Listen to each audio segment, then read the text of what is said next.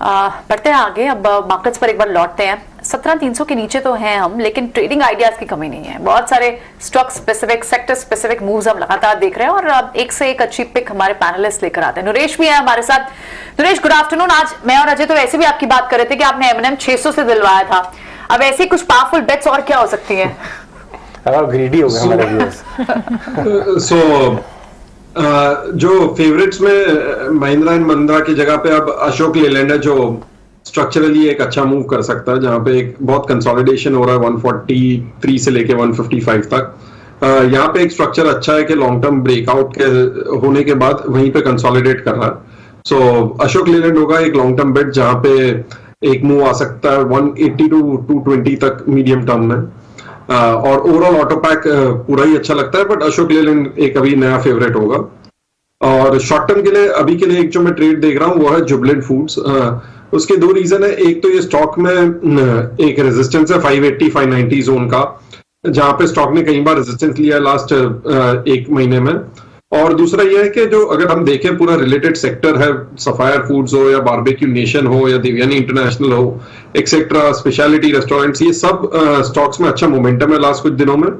और इसमें सबसे लार्जेस्ट प्लेयर जुबिलेंट फूड्स है, तो यहाँ पे एक सेक्टोरल टेलविंड है। और स्टॉक प्राइस जैसे ही 580 क्रॉस होगा तो मोमेंटम बढ़ जाएगा। सो तो यहाँ पे प्रीएम्प्टिव बेट लेना चाहिए ये भाव पे। स्टॉप लॉस होगा 564, टारगेट होगा 620।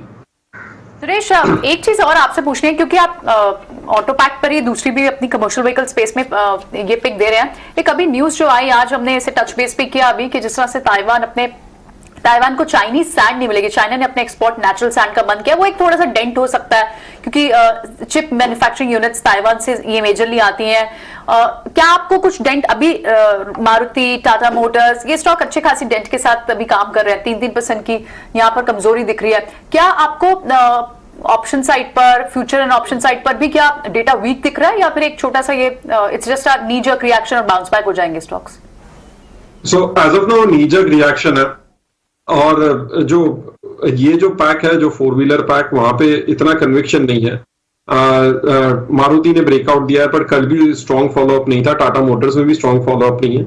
सो सीवी स्पेस ज्यादा मोमेंटम दिखा रहा है और रिलेटिव स्ट्रेंथ भी है, डिप भी कम होता है। सो सीवी प्रेफरेंस है। और Mahindra and Mahindra best play के, जहां पे आपको दोनों खेलने मिलता है और ईवी का भी पॉसिबिलिटी हो जाता है। सो वो एक है स्टॉक जो डिप पे ऑलवेज बाई रहेगा। 2 व्हीलर स्पेस है जहां पे प्राइस एक्शन रिलेटिवली पॉजिटिव है, कि जहां पे गिर नहीं रहे डाउनसाइड पर। सो मेरा मानना है कि बजाज ऑटो, जहां पे बाईबैक सपोर्ट भी है ओपन मार्केट से, वो एक इंटरेस्टिंग है। और जब भी 2900 के ऊपर सस्टेन हो जाए तो हीरो मोटोकॉर्प भी एक ब्रेकआउट होगा। हीरो मोटोकॉर्प, बजाज ऑटो जैसे स्टॉक्स ब्रेकआउट के कैंडिडेट साबित होते हुए दिख सकते हैं। एक छोटा सा नी जर्क रिएक्शन फिलहाल फील कर रहे हैं, लेकिन बावजूद इसके फंडामेंटल्स और टेक्निकल्स दोनों ही काफी मजबूत। नरेश, शुक्रिया आपका हमारे साथ जुड़ने के लिए, अपने ट्रेडिंग पिक्स और बाजार पर अपना नजरिया हमें बताने के लिए। चलिए आगे बढ़ते हैं। हमारे साथ हमारे टेक्निकल एक्सपर्ट्स जुड़ गए हैं। राजेश पालविया है हमारे साथ। Rajesh, good afternoon. और साथ ही विनय रजानी भी है। राजेश, बाजार को अगर देखें 17,300 के आसपास निफ्टी में ट्रेड फिलहाल नजर आ रहा है। 37,800 के पार बैंक निफ्टी में कामकाज। शुरुआत अच्छी देखी, उसके बाद वॉलेटिलिटी है, लेकिन ऑफ कोर्स यहाँ पर जिस तरह के फंडामेंटल्स नजर आ रहे हैं बाजार के लिए, अब भी पॉजिटिव ज्यादा इन कंपैरिजन टू नेगेटिव्स दिख रहे हैं। आपकी राय, ट्रेडिंग स्ट्रैटेजी क्या होगी, पिक्स क्या सुझाएंगे? Good afternoon Priyanka, good afternoon everyone. So देखिए, मार्केट में बाय ऑन डिप्स का ही स्ट्रक्चर है। जिस तरीके से मार्केट में हमने पिछले दिनों में एक बड़ी रैली देखी, थोड़ा सा प्रॉफिट टेकिंग यहाँ पे एक हेल्दी साइन होगा मार्केट के लिए। अब हम वीकली एक्सपायरी की तरफ बढ़ रहे हैं, तो यहाँ पे जिस तरीके के डेटा प्ले आउट होते हुए दिख रहे हैं, यहाँ पे 17,400, 17,500 की स्ट्राइक पे कॉल राइटर्स एग्रेसिव है, तो ये लेवल एक रेजिस्टेंस जैसा काम करते हुए दिखेगा। जियोपॉलिटिकल जो एक टेंशंस के चलते थोड़ा सा मार्केट में कॉशियस अप्रोच, या हम जिसे बोल रहे थोड़ा प्रॉफिट टेकिंग हायर साइड पे जरूर बनते हुए दिख रहा है। लेकिन हमें लगता है जो डिप मिल रही है वो एक अपॉर्चुनिटी है बाय करने के लिए, क्योंकि ओवरऑल हमें लगता है मार्केट यहाँ से वापस अपसाइड का मोमेंटम कंटिन्यू करते हुए दिखेगा। तो हम यहाँ पे एक्सपेक्ट करें कि अगर मार्केट 17,250, 17,200 के आसपास आता है तो वो एक अपॉर्चुनिटी होगी बाय करने के लिए। लॉन्ग साइड के ट्रेड के लिए हमारे स्टॉप लॉस जो अभी है वो है 17,150 के, तो ये स्टॉप लॉस से हमने अपनी लॉन्ग पोजीशन को होल्ड रखा है। और इसके नजदीक अगर कोई मार्केट में करेक्शन आता है तो वहां पे बाय करने की भी सलाह है। बैंक निफ्टी में 37,500 एक इंपॉर्टेंट लेवल है। जब तक ये लेवल के नीचे बैंक निफ्टी नहीं फिसलता है, उसके जितना भी नजदीक आता है वहां पे हम 37,450 के स्टॉप लॉस से बाय करने की ही सलाह देंगे। और हमें लगता है कि 38,050 38,100 एक इमीडिएट रेजिस्टेंस एरिया, अगर वो लेवल को सरपास करेगा तो फिर बैंक निफ्टी में वापस से अप मूव यहाँ से कंटिन्यू होते हुए दिख सकता है और 38,500 तक के अपसाइड के टारगेट यहाँ पे बैंक निफ्टी में भी बनते हुए दिखेंगे। अब स्टॉक स्पेसिफिक बात करें तो आज हमारा फोकस थोड़ा मिड कैप स्टॉक्स में, हमने थोड़ा कैश सेगमेंट के स्टॉक्स को आज आइडेंटिफाई किया है क्योंकि F&O स्टॉक्स में थोड़ी वॉलेटिलिटी आज ज्यादा है। तो हमें लगता है कि यहाँ पे जो एक स्टॉक हमें यहाँ पे अट्रैक्टिव लग रहा है वो है ग्राइंडवेल नॉर्टन का। ये स्टॉक को अगर हम देखें ओवरऑल सेटअप को एनालाइज करें तो स्टॉक एक क्लियर अप ट्रेंड में यहाँ पे अक्रॉस ऑल टाइम फ्रेम पे बना हुआ है और अभी जो अब आज का जो मूव बना है इसने अपने पुराने स्विंग हाई को भी आज ये क्रॉस करते हुए दिख रहा है। तो daily weekly monthly across all time frame पे ग्राइंडवेल नॉर्टन एक बुलिश जोन में बना हुआ है। हमें लगता है कि ये स्टॉक में अपसाइड के टारगेट जो आना चाहिए करीब 2060 से लेके 2100 तक के अपसाइड के टारगेट आते हुए दिख सकते हैं। तो ग्राइंडवेल नॉर्टन बाय करने की सलाह है 1930 के स्टॉप लॉस से। जो दूसरा स्टॉक बाय करना है वो स्पेशलिटी रेस्टोरेंट का बाय करने की सलाह रहेगी। आज अगर हम देखें तो ये स्टॉक में जिस तरीके से मोमेंटम बना है और स्टॉक ने अपने प्रीवियस स्विंग हाई को आज क्रॉस किया, वीकली सेटअप पे स्टॉक में एक अच्छा स्ट्रॉन्ग ब्रेकआउट यहाँ पे बनते हुए दिख रहा है। तो स्पेशलिटी रेस्टोरेंट पे बाय करने की सलाह हम एक्सपेक्ट कर रहे हैं। इसमें टारगेट आना चाहिए 208 से 215 तक के। स्टॉप लॉस होगा इसमें करीब 185 का। तीसरा स्टॉक है बर्जर पेंट। स्टॉक में जिस तरीके से डेली सेटअप पे फॉर्मेशन बन रहे हैं, स्टॉक अब 20 डे 50 डे मूविंग एवरेज के ऊपर सस्टेन कर रहा है और जिस तरीके के फॉर्मेशन बन रहे हैं हमें लगता है कि राउंडिंग बॉटम फॉर्मेशन यहाँ पे बनते हुए दिखेगा। आगे आने वाले दिनों में हमें लगता है ये स्टॉक 700 प्लस तक के भी अपसाइड के टारगेट दिखा सकता है। बट अभी ट्रेडिंग पॉइंट ऑफ व्यू से हम एक्सपेक्ट कर रहे हैं इसमें टारगेट आना चाहिए करीब 680 तक के। स्टॉप लॉस रखेंगे इसमें करीब 638 का। थोड़ी रिकवरी अटेम्प्ट तो हो रही है। सेंसेक्स का इंट्राडे लेके आइए तो आपको दिखाएं कि थोड़ी रिकवरी अटेम्प्ट हो रही है। लास्ट आवर ट्रेड में ये देखिए ऑलमोस्ट हरे निशान में सेंसेक्स आ ही गया है और जो बीएसई के स्मॉल कैप इंडेक्स है ये देखिए 350 पॉइंट की सेंसेक्स में रिकवरी इंट्राडे हुई है। हम आपको बता रहे हैं कि डेज लो से ये दूसरे तीसरे दिन है जब रिबाउंड आता है लास्ट आवर ट्रेड में। स्मॉल कैप्स नहीं, अभी रिकवरी लार्ज कैप लेड है। बीएसई स्मॉल कैप भी रिकवर होना चाहिए इसी प्रोपोर्शन में। विनय, एचडीएफसी सिक्योरिटीज की स्मॉल कैप यूनिवर्स पे क्या राय है?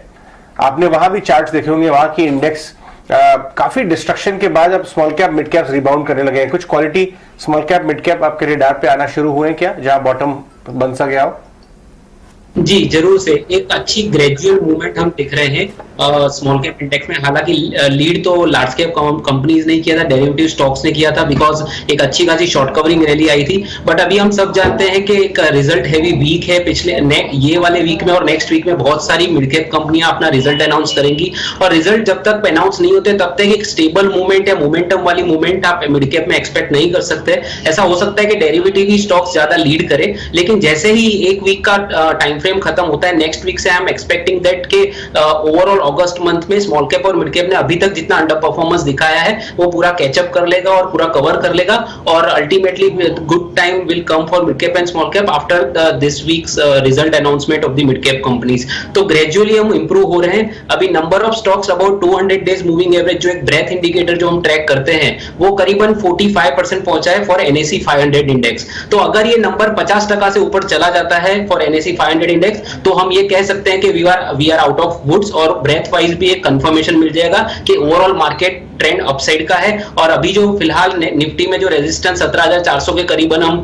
फेस कर रहे हैं वो भी एक सरपास होने के चांसेस रहेंगे। तो अभी ऐसा लग रहा है कि इंडेक्स में थोड़ा कंसोलिडेशन होना चाहिए और एक वीक के जैसे ये वीक खत्म होगा तो नेक्स्ट वीक से आई एम एक्सपेक्टिंग, हमारे एचडीएफसी सिक्योरिटीज में हम रिकमेंड कर रहे हैं कि नेक्स्ट वीक से small cap and mid cap और ओवरऑल ब्रेथ वाइज जो कैश के स्टॉक्स ने परफॉर्म नहीं किया वो आने वाले वीक से परफॉर्म कर सकते हैं। तो मे बी यहाँ से इंडेक्स भले ही 200-300 पॉइंट निफ्टी में गिरावट आए बट स्टॉक स्पेसिफिक और सेक्टर स्पेसिफिक मार्केट में बुलिश मूव कंटिन्यू ही रहेगी। और जहां तक निफ्टी का सवाल है मैं भी राजेश जी से सहमत हूं। एक 5 दिन की मूविंग एवरेज जो सबसे नजदीक का सपोर्ट है एक्सपोनेंशियल मूविंग एवरेज का वो 17,180 के करीबन है फॉर निफ्टी। तो उतना करेक्शन तो एनी टाइम आ सकता है 200-300 पॉइंट का, तो घबराने की जरूरत नहीं है। Overall market sector specific rotate होता रहेगा और मार्केट पोजिशनली अप ट्रेंड में है। तो yes I am hopeful that mid cap will also participate in the coming times. Right, चलिए विनय आपने बोल दिया तो आई एम श्योर अब दर्शक और भी घबराएंगे नहीं, थोड़ा बहुत अगर उनको जिटरीनेस थी भी यहाँ से, लेकिन आपकी ट्रेडिंग पिक्स क्या होंगी? जी फिलहाल मैं अभी लार्ज कैप कंपनीज में रिकमेंड करना चाहूंगा जिसमें फ्रेश मूव दिख रही है। आज के दिन में हमने देखा है कि आईटी सेक्टर लीड कर रहा है और आउट परफॉर्म कर रहा है, और पोजिशनल सेटअप भी काफी कन्विंसिंग था। तो उसमें से सबसे बड़ी कंपनी इंफोसिस में एक बढ़िया सेटअप बन रहा है, high top high bottom formation है, और प्रीवियस जो रेजिस्टेंस थे, मल्टी टॉप रेजिस्टेंस थे, वो क्रॉस होते हुए दिख रहे हैं। तो I am expecting that Infosys should do well. तो 1560 के करीबन आप लॉन्ग कर सकते हो। 1525 का एक ट्रेडिंग स्टॉप लॉस रिकमेंड करूंगा, और अपसाइड में आप 1615 के टारगेट देख सकते हैं 2 से 4 सेशन में। जो दूसरा स्टॉक मुझे काफी पसंद है वो है हेल्थ केयर सेगमेंट में से एक डायग्नोस्टिक सेगमेंट में से डॉक्टर लाल पैथलैब। इसके भी नतीजे आ चुके हैं और ग्रेजुअली स्टॉक नीचे के लेवल से इंप्रूव हो रहा है, और अभी रिसेंटली अभी उसमें एक अच्छे वॉल्यूम से प्राइस की बढ़ोतरी होती हुई दिख रही है। तो डॉक्टर लाल पैथलैब में आप लॉन्ग कर सकते हैं, जो 2350 के करीबन लेवल है। स्टॉप लॉस आपका ट्रेडिंग के लिए 2290 का रहेगा, और अपसाइड में ट्रेडिंग का टारगेट 2450 रुपए में एक्सपेक्ट कर रहा हूं। तो ये दोनों पिक है, उसका टाइम फ्रेम है 2 से 4 सेशन का रहेगा। तो लाल पैथलैब पे यहाँ से और मजबूती, करीब 1.5-2% की तेजी है भी, और इनफैक्ट आईटी स्पेस चाहे बड़ी दिग्गज आईटी कंपनियां या मिड कैप आईटी अच्छे एक्शन के साथ यहाँ ट्रेड्स नजर आ रहे हैं। और इन्फोसिस यहाँ पर एक्सपर्ट विनय की यहाँ पर कॉल 1615 के लेवल्स, 1563 के लेवल्स पर फिलहाल ये ट्रेड करता हुआ। आईटी फ्लेवर जरूर आज के लिए, लेकिन फार्मा स्पेस की जहां पर बात हो रही है, कई सारे स्टॉक्स हैं जो कि फार्मा में परफॉर्म नहीं कर रहे थे, डाउन ट्रेंड दिखा, लेकिन हेल्थ केयर स्पेस है जहां पर कुछ हद तक परफॉर्मेंस आती हुई दिख रही है। चलिए आगे बढ़ते हैं, और डाबर के नतीजे आने वाले हैं। डाबर के नंबर्स एक्सपेक्टेशंस एक तो ये है कि फूड एंड बेवरेज वर्टिकल जो है वहां पर अच्छी डबल डिजिट ग्रोथ देखने को मिली है। मैनेजमेंट कमेंट्री रूरल और अर्बन मार्केट्स में कैसी, इस पर खास नजर रहेगी, लेकिन नतीजों से पहले अनुमान एक बार शरद से समझ लेते हैं। शरद बताएं।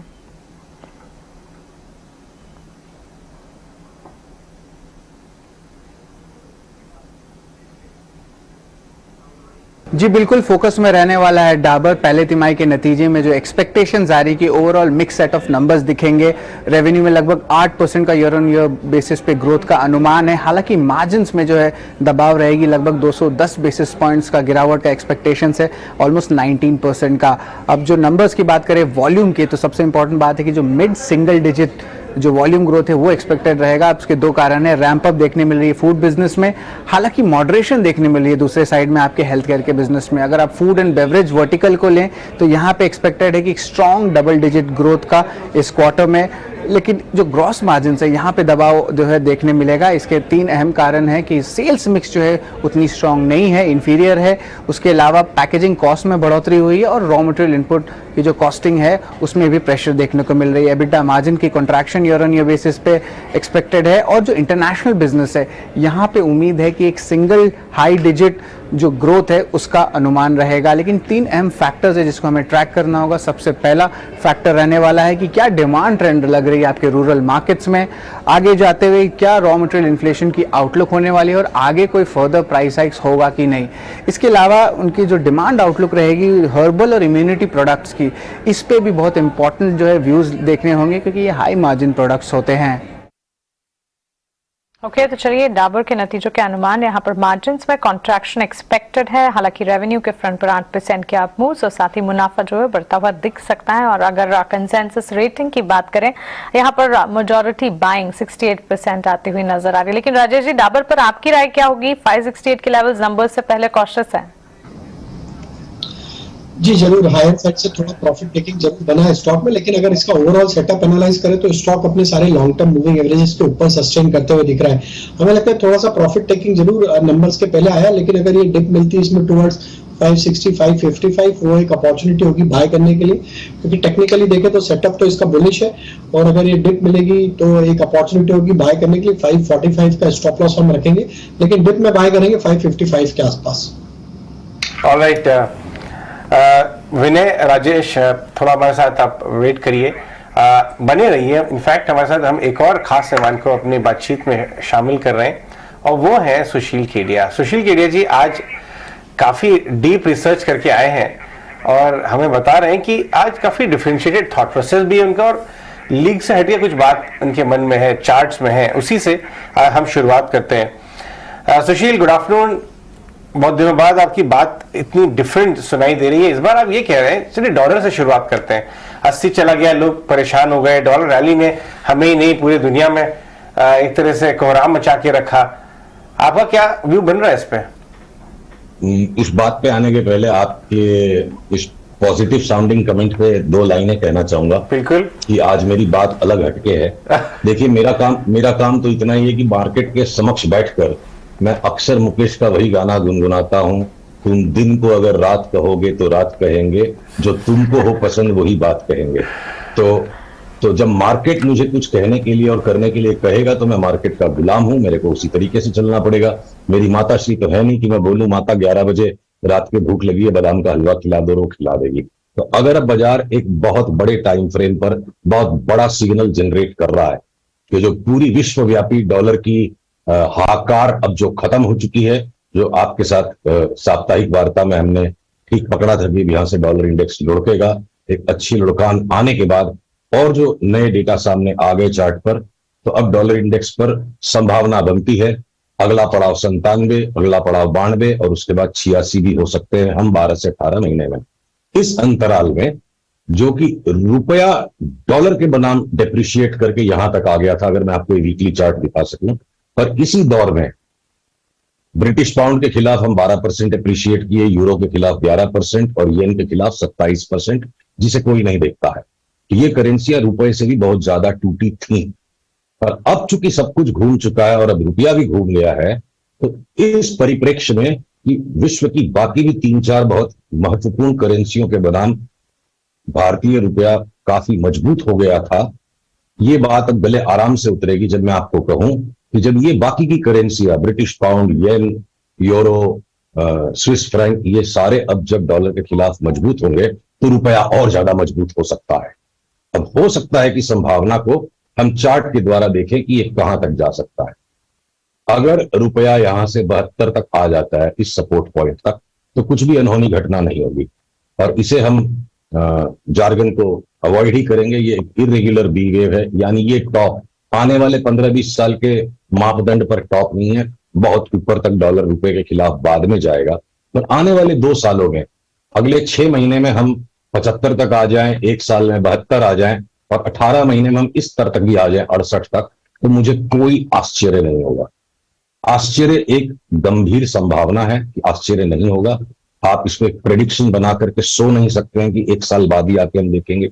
ट्रेडिंग एक रोज की खेतीबाड़ी है और 58 के भी आंकड़े को मैं 58 के आंकड़े के लिए भी मैं मानसिक तौर पर तैयार हूं। इस आंकड़े के लिए मैं अभी इसके लिए नहीं खेल सकता। ये हो सकता है 3 साल ले और इसके बाद बीच बीच में इन अलग अलग स्तरों से 75 से रैली आएगी, 72 से रैली आएगी, साइजेबल रैली आएगी, 3 महीने 4 महीने रैली करेगा, ऐसे माहौल बन सकते हैं। तो इसका विश्लेषण तो हमने एक 10-12 मिनट के बड़े वीडियो पे किया है, कहीं शेयर कर देंगे हम, टीवी की वार्ता को लघु रखें। और स्टॉक मार्केट के निवेशकों के लिए जो सबसे महत्वपूर्ण बात है, सन 47 में डॉलर और रुपया 1 और 1 बराबर थे और आज 80 तक हम पहुंच गए, यानी भारतीय रुपया 80 गुना कमजोर हो गया इतने सालों में।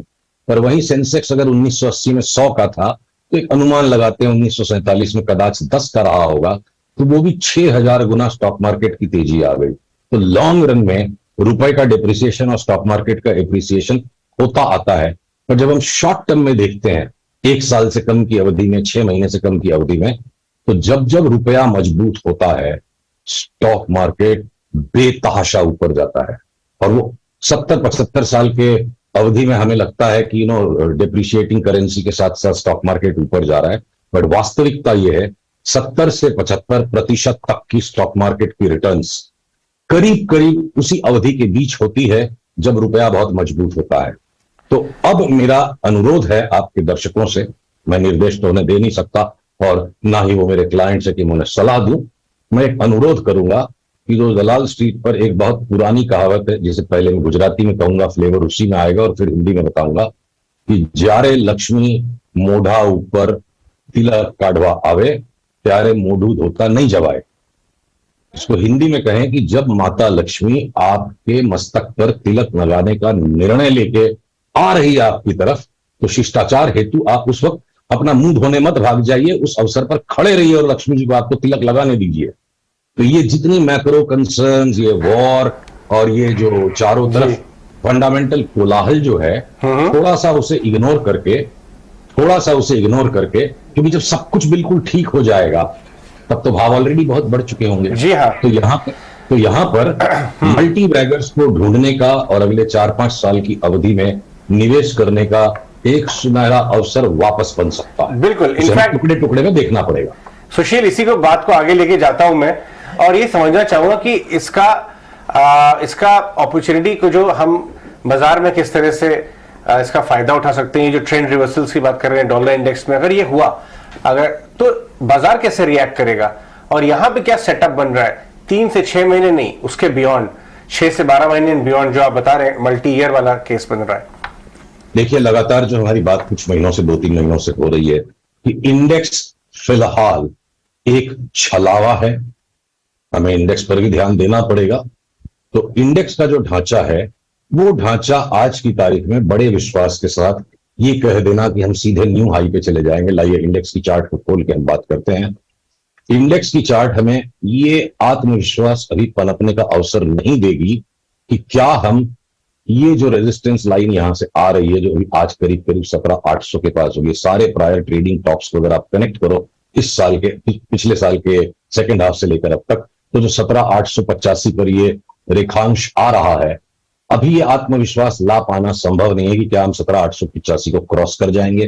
और अगर हम क्रॉस नहीं करेंगे तो ये भी आत्मविश्वास के साथ कह पाना बिल्कुल मूर्खता होगी कि हम 14,500 तक नहीं जा सकते हैं। पर यह भी बिल्कुल संभव है कि 17,800 से हम एक रेजिस्टेंस लें या उसके पहले ही हम 1000 पॉइंट का करेक्शन दें, और अगर हम इसे मक्खन की तरह काट के निकल भी जाते हैं 17,900 को और हम 18,500, 19,000, 19,500 भी हो जाएं, तब भी आपको ये आत्मविश्वास चार्ट्स नहीं दे पाएंगे और ये माहौल नहीं दे पाएगा कि 19,000 होकर के भी हम 15,000 हो सकते हैं कि नहीं। पर अगर कोई ये इरादा बना ले कि 15,000 तक की भी मुझे बर्दाश्त है, तो वो हो सकता है अगले 4 से 5 साल में, मैं भविष्यवाणी नहीं कर रहा, मैं तैयार कर रहा हूं आपको, क्योंकि मैं तैयार हूं और जो मेरे मन को सूझता है वही मैं आपको कहूंगा। कोई मुझे सही कहे, गलत कहे, मूर्ख बताए, पागल बताए, इससे फर्क नहीं पड़ता। मेरा दायित्व जो देखा जा सकता है मैं वो बताऊं। 15,000 की अगर आपको बर्दाश्त है तो आप 30,000 की निफ्टी के लिए तैयार रहें कम से कम अगले 4 से 5 साल में। और इस बीच में चूंकि ये 15,000 तक की संख्या बहुत बड़ी हो सकती है, तो हम सबका काम इतना ही बचता है कि जो स्टॉक्स बड़े लैगिंग रहते हैं किसी स्टेज पे आके उनमें एक फाइनल बॉटम बन रहा है, जैसे पिछले 1-1.5 महीने से हम चीख रहे थे टायर के स्टॉक में 70-80% की चाल आएगी, तो आपने माहौल सुधरा, ऑटो का माहौल सुधरा, सारे ऑटो ऊपर आ गए। अब जाके आप एमआरएफ लोगे तो 30% ऊपर लोगे, आप 50-60-70% की चाल में से 30 निकल गया। तो मार्केट टाइमिंग के लिए एक अनुरोध है मेरा, देखिए जो गृहिणियां होती है ना वो वास्तव में बहुत अच्छी इकोनॉमिस्ट होती है। तो किचन का जो रूल है ना कि अगर किसी महीने या किसी सप्ताह में परवल बहुत महंगी हो गई रिलेटिव वैल्यूएशन, तो आप तुरिया खरीदोगे, परवल छोड़ दोगे 120 रुपए किलो की। तो स्टॉक रोटेशंस में भी जो रिलेटिव मूवमेंट है, आपको बड़ी अवधि का व्यू लेने के लिए जब शॉर्टर टर्म टाइम फ्रेम में एक्सट्रीम ओवरसोल्ड होकर फाइनल बॉटम फॉर्मेशन जो स्टॉक्स और सेक्टर्स हो रहे हैं वहां पर आप खरीदोगे, तो अगले 1 साल का बाजार करीब करीब ऐसा हो सकता है कि स्ट्रेंथ आपको बेचना है, वीकनेस जब खत्म हो रही है तब आपको लेनी है। और हो सकता है इस फाइनल एडजस्टमेंट के बाद एक तरफा तेजी के 2-3 साल बने, क्या पता 2023 के मध्य समय से बने, तब आसान हो जाएगा काम कि जो ले लो पैसा बन जाए। बट इस वक्त भी ऐसे बहुत से स्टॉक्स हैं जिनको आप मल्टी ईयर्स के लिए खरीद सकते हैं। यही मैं रुपये डॉलर के चार्ट से देखता हूं। एब्सोल्युटली सुशील, हम आपकी सारी इस बातों का एक निष्कर्ष तो समझे कि आप ये कह रहे हैं कि बाजार में तो डटे रहे, स्टे इन्वेस्टेड, लेकिन कौन सी है वो बुलिश बेट्स जिनका आप बार बार जिक्र भी कर रहे हैं? देखिए वो टाइम टू टाइम जो आती है हम आपसे डिस्कस कर ही देते हैं। अब आज ही कोई अचानक से नई कोई बुलिश बेट पैदा नहीं होगी, रुपये डॉलर को भी आगे पीछे चलने का अधिकार है। सारी चीजें एक साथ सिग्नल देंगी तो फिर इतना सारा काम ही नहीं करना पड़ेगा, किसी भी एक कॉन्ट्रैक्ट को ट्रेड कर लीजिए, सब एक दूसरे में रिफ्लेक्ट होगा। यही बाजार का छद्म है कि आगे पीछे चीजें इंडिकेशन देंगी। तो अभी भी हम ऑटो इंसुलरीज को नहीं बेचेंगे, ऑटो के स्टॉक्स को किसी भी समय बेचकर शॉर्ट सेल करने के लिए तैयार है। शॉर्ट टर्म ट्रेडिंग के लिए बहुत रनअप हो गया और अच्छा खासा करेक्शन आएगा। कुछ बैंकें अब संदेहास्पद लगने लगी हैं, जैसे कि आईसीआईसीआई बैंक और एसबीआई में 10% तक का करेक्शन बन सकता है, साथ ही एचडीएफसी बैंक और एचडीएफसी में भी बन सकता है, और बन गया में फर्क है। ये देखिए अप ट्रेंड लाइन जब तक आईसीआईसीआई बैंक की नहीं टूटती है मेरा शॉर्ट फुल्ली ट्रिगर नहीं होगा। बट ये जैसे गया तो 740 तक की चाल को हम एक बार देखेंगे, और हो सकता है अगर वहां भी नहीं थमा तब अपडेट आएगा कि जो बैंकों ने 35% तक की अप्रूव दे दी, पर अगर आईटी के स्टॉक्स अभी तक नहीं चले हैं तो वहां सीरियस चार्ट पैटर्न्स बनने लग गए, चाहे हमारा सजग मन कितनी ही तीव्रता से कहे कि आईटी मत लो, चार्ट्स कहती है इन्हें ही लो। तो अगर एफएमसीजी जब बिल्कुल मुश्किल लग रहा था, गेहूं के दाम बढ़ रहे हैं, और उसके बावजूद ये जो एफएमसीजी के स्टॉक्स में बेतहाशा रिटर्न आ गई, अब यहां प्रॉफिट टेकिंग करके इनमें हो सकता है पहले प्रॉफिट टेकिंग बाद में शॉर्ट सेल, तो सेक्टर रोटेशंस हैं। और एंसिलरीज नहीं बेचेंगे, ऑटो बेचेंगे, सीमेंट बिल्कुल नहीं बेचेंगे, चिपके रहेंगे। हम एफएमसीजी में प्रॉफिट टेकिंग करेंगे, ऑटोज में प्रॉफिट टेकिंग करेंगे, एनबीएफसी के अंदर में अभी भी हम प्रॉफिट टेकिंग नहीं करेंगे, आईसीआईसीआई एसबीआई में लॉन्ग स्क्वायर्ड अप है और इनको शॉर्ट करेंगे। ये हो गया अगले महीने 2 महीने का कार्यक्रम। और केमिकल के स्टॉक्स मान लीजिए जिस तरह से कुछ बड़ा बॉटम बना रहे हैं, अभी तक फाइनल नहीं बना और 1 महीना लगा सकते हैं।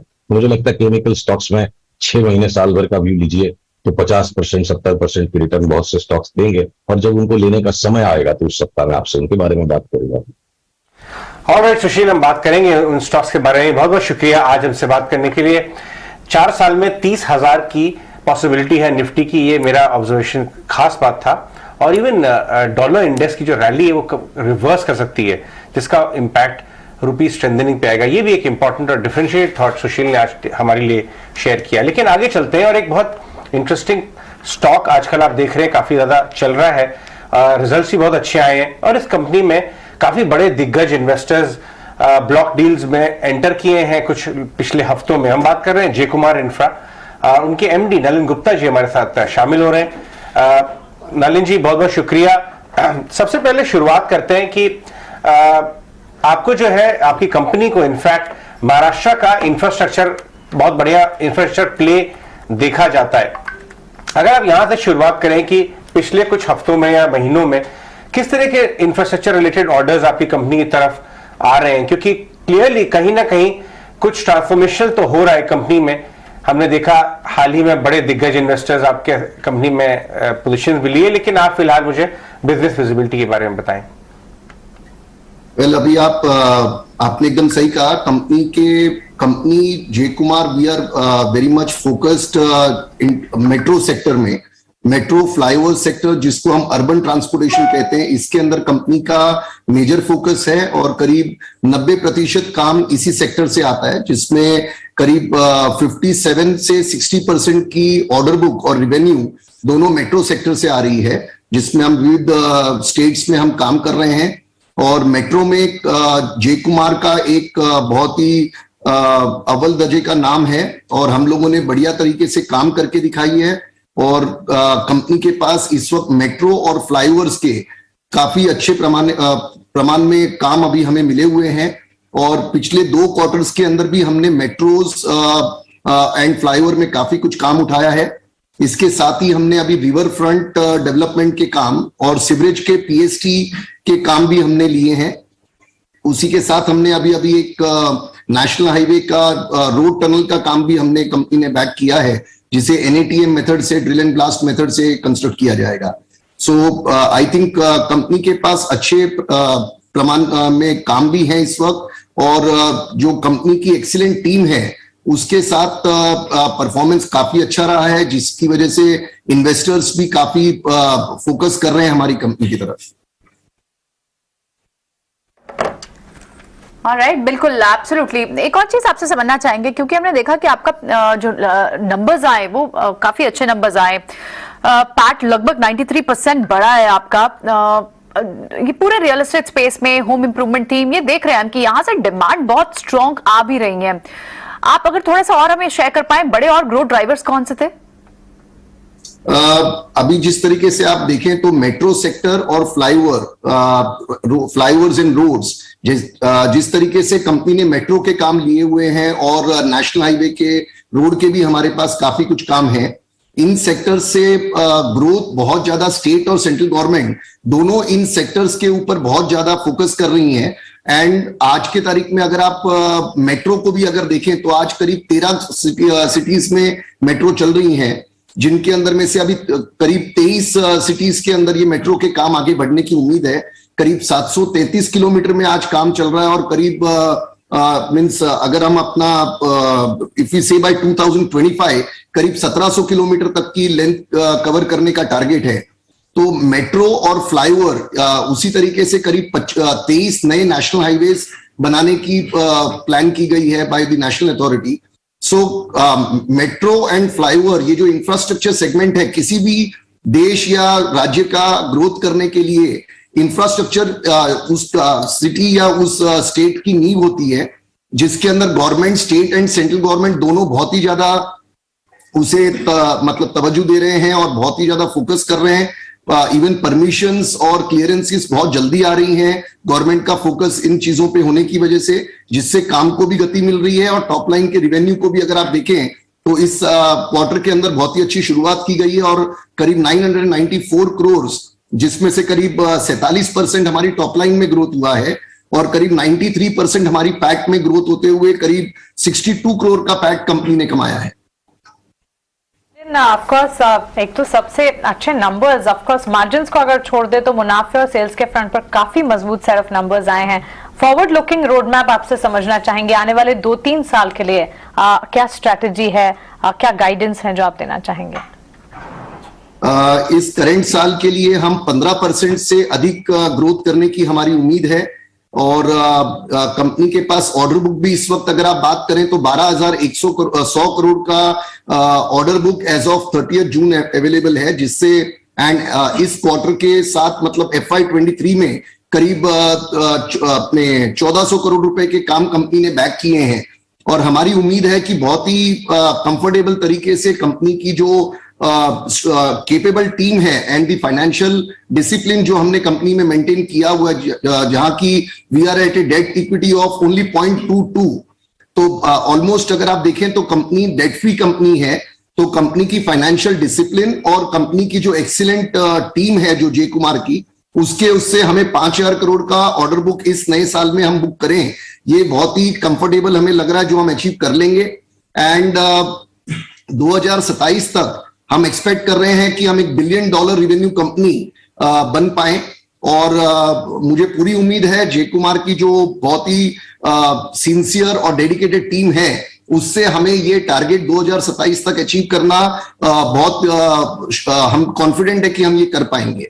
एंड गवर्नमेंट का जो एक फोकस जो इंफ्रास्ट्रक्चर पे मैंने जैसे आपको बताया बहुत ज्यादा इन्होंने फोकस किया हुआ है। बजट अगर आप पिछले 5 साल का 5 साल का बजट देखें, जो करंट ईयर में भी जो अपने जो ऐलान किए गए हैं उसके दायरे में रहते हुए metros, national highways, buildings, sewerage projects, water projects की बहुत सारे काम अपेक्षित हैं और जो कंपनियां फाइनेंशियली और टेक्निकली स्टेबल हैं लाइक जय कुमार, उन कंपनियों को ऑर्डर की किसी तरीके से कमी होने का कोई कारण मुझे नहीं दिख रहा है। ऑल राइट गुप्ता जी, बहुत बहुत शुक्रिया आज बात करने के लिए और अपना रोड मैप कंपनी का शेयर करने के लिए। जय कुमार इंफ्रा के स्टॉक में आज भले ही थोड़ी सी प्रॉफिट टेकिंग आ रही हो, लेकिन अगर आप इसको स्टडी करिए तो एक अच्छा रिटर्न शॉर्ट टाइम में दिया है और काफी बड़े इन्वेस्टर्स सडनली पोजिशनिंग हुई है और अब रिजल्ट आते हुए नजर आ रहे हैं। 335 रुपए पर ट्रेड कर रहा है। मैं राजेश से एक क्विक टेक लेना चाहूंगा। राजेश, जरा 6 महीने का ग्राफ देखिए, ये स्टॉक जो है एक साइडवेज में चला जा रहा था, लेकिन सडनली इसमें इंस्टीट्यूशन अच्छे हाथ जिसे कहते हैं बाजार में स्ट्रॉन्ग हैंड्स आने लगे, नंबर्स बदल रहे हैं। आज मैनेजमेंट ने बहुत शानदार कमेंट्री दी है। उधर क्षितिज भी SMC कैपिटल से तैयार हैं अपने ट्रेडिंग कॉल्स के साथ। बट राजेश, पहले रिएक्शन ऑन जय कुमार। तो अजय जी देखिए काफी स्ट्रॉन्ग मोमेंटम बना है कुछ हफ्तों में, पिछले कुछ हफ्तों में देखें स्टॉक में, और स्टॉक अब अपने 2018 के जो इसके हाई बने थे उसके आसपास अब ये ट्रेड करते हुए जाता दिख रहा है। हमें लगता है कि यहाँ पे इसका जिस तरीके का स्ट्रक्चर बना है 345 350 तो इसके इमीडिएट टारगेट यहाँ पे आते हुए दिख सकते हैं, लेकिन हमें लगता है अगर वो लेवल को सरपास करेगा तो स्टॉक में जिस तरीके से यहाँ पे चार्ट स्ट्रक बने हैं वो ये पोटेंशियल है इसमें यहाँ पे ये 400 के लेवल को भी सरपास करते हुए दिखेगा। जिनके पास पोजीशन है बने रहने की सलाह है, 320 का स्टॉप लॉस ट्रेल कर ले और 345 350 तक के अपसाइड के टारगेट हमें लगता है शॉर्ट टर्म में आते हुए दिखेंगे, वहां थोड़ा प्रॉफिट बुक करना चाहिए। आइए अब क्षितिज के पास चलते हैं। क्षितिज, गुड आफ्टरनून, कैसे हैं आप? काफी स्टाइलिश जैकेट पहन के आए हैं आप, अच्छे लग रहे हैं। Thank you so much. क्या बात है, इस अंदाज में बैठे हुए हैं आप। बताइए क्या ट्रेड कर रहे हैं आज? देखिए अजय जी, सबसे पहले तो सभी दर्शकों को बहुत बहुत नमस्कार, very good afternoon to all the panelist as well.